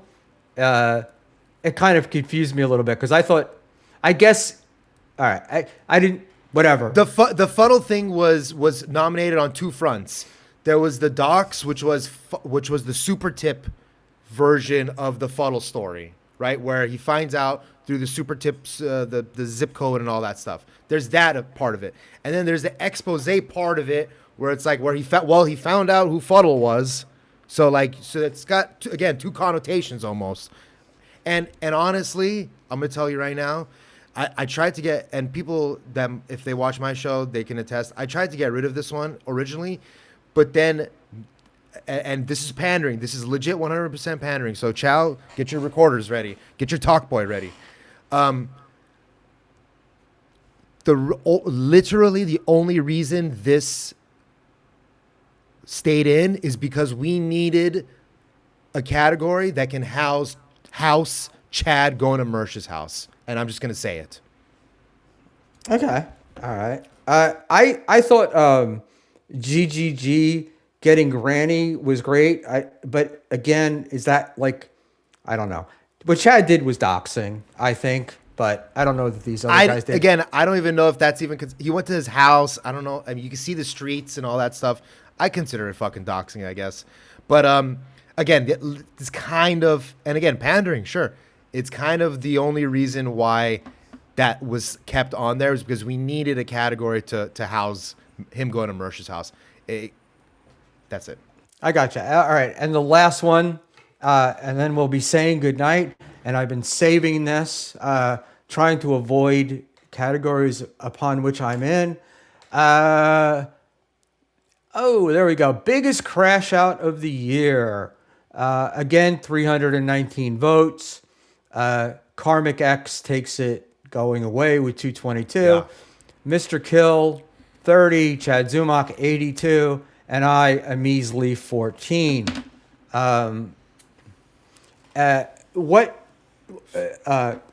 Karmic, is it a specific crash out or is it like just crashing out in general? So again, if anybody was here during the conversation I had with Doom while I was streaming, he brought up something that I never considered, which is to him crashing out is crashing out is not necessarily one specific event. Those are his words, and so I'm kind of he seems to be a trendsetter around here. So I'll defer to him on that. So there was no one specific crash out that really did it. What we kind of did was we had cringe moment of the year, which was a specific moment where that was cringy, right? And then best crash out is kind of just one he who sustains a crash out for the year the most kind of a thing. I kind of don't agree with that definition that Doom says, but I'm gonna kind of abide by it just because I needed it to cope with all right, yeah, it just doesn't, anyway, yeah. So let me ask you a question: did you and AI conspire to stick it to old Schmuel and Mr. Kill Everything? Say that last part again. Did you and AI conspire to stick it to Mr. Kill and old Schmuel? Why do you say that? Because I got 14 votes, Mr. Kill got 30. Oh, and yeah, his yeah, bar yeah. and my bar equal. Chad got 82. This is a bad one. I think you were covering for Chad and you were trying to stick it to me. This is a particularly bad one. Yes. I think that Chow has the calipers out to see if I'm slightly longer than Mr. Kell, and will be claiming that I had number 2 bar on the graph, and therefore came in second in the crash out. So, Yeah. anyway. And to Ice Dancer's point, I probably should have just made these fucking slides and just done a fucking PowerPoint and been done with it, dude. It would have been so much easier. Yeah, I what do you call it? Dude, it was perfect. Look, Yeah. it was fine the way it was. It did what you wanted to do, right? Like it. Look, you wanted to do it you wanted to get views. You wanted to do it. And I think that I think it was great. I think people in the Dabbleverse have a tendency to nitpick, and I think I am one of those nitpickers. And Big Black, you're misinterpreting what I said. What I said was Dave was trying to stick it to me by making it look like I came in second in Crash Out. Close to the not, Crash Out. Not a measly 14 votes out of 300. I forgot to play the Crash Out bumper. I'm very disappointed. It was Don't Stop Me Now. It was a really good one too. All right. But look, we all nitpick. I do it. You do it. You know, we all do it. And you and I, luckily, are pretty immune to the nitpicking. Like, we're not going to wake up tomorrow morning really depressed that Ice Dancer wasn't happy with the way we capitalized, or Patrick Melton felt our grammar wasn't correct. Oh, I do care about those things though. no, I know you do, but we're not. But we're not going to be obsessed. I'm rubbing my tit. Am I? I got a pimple. Yeah, and then I'm trying. This is the thing. I can't grow a beard. I'm trying to grow a goatee, and it's nearly impossible. So I have the little hair there, but you can't see it. So I keep touching my beard, like I'm smart now. Oh, so this is my last question. Any animosity or negative feeling or anything about Kevin Brennan sniping it? No, I spoke with Kevin on Friday. He called me about something else that we're working on that I can't talk about, but will be known hopefully by the end of this month.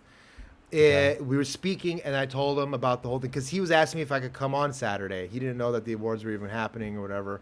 And I told him, go ahead and snipe it. I'm just gonna be. I don't care if you snipe it.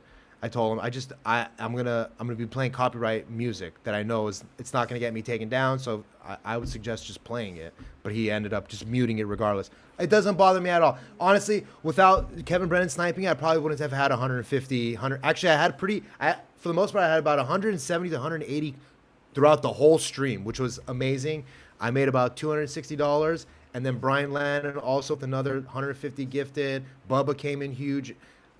Shades Cal, Echo Pine, everybody came in huge. I've made the last month was very, very, very good to me. So good. You worked. I mean, you actually put it. So that's the reality is that it wasn't very good to you considering the amount of work you did. You wanted to be karmic and just fucking moan and have people throw money at you. That's so. I mentioned this many times on the stream. Like, this actually didn't feel like a grift. Like, I was happy I didn't ask for money. I'm happy people sent money, but I feel good about it because I actually felt like I did work for something.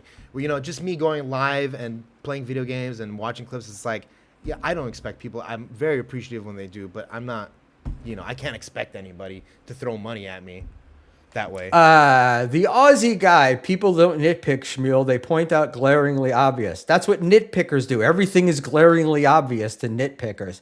That's a good point. I mean, it goes with it. This is actually pretty funny. Mersh blocked me because he knows I'm vastly cooler than him. All right. So there were no issues with Kevin sniping. You didn't feel like he was taking away your super chats or. Oh, no. No, man. Like, look, I have the audience that I have because of him, and I'm very, very, very thankful for it. Cool. I would like to say this is from Stealth Chaos. Money is the root of all shitty award shows. I think it's kind of stupid. Dave would have done this without any money, but he's also got a life to live and whatnot, and people supporting it and not trying to influence it. But you're better than all of us, Stealth. So we take that, and I bow before you. With that, I don't want to get yes. All right, this is the best, man. We'll close with this from Big Black. 2 nitpickers stole my car. That's why he's Chatter of the Year, folks. Free Chatter of the Year. All right. Big Black, thank you. Hey, everybody, thank you for Dave. Thank you for being on here for 2.5 hours. And MGD, Sorcerer, Jimmy, John Mack, 86. All you guys, thank you Don't end so it yet. much. I'm going to be going live in about an hour and a half. I said it. As soon as the award ceremonies are done, I'm beating that Conan the Cimmerian speed run. It's mine, baby.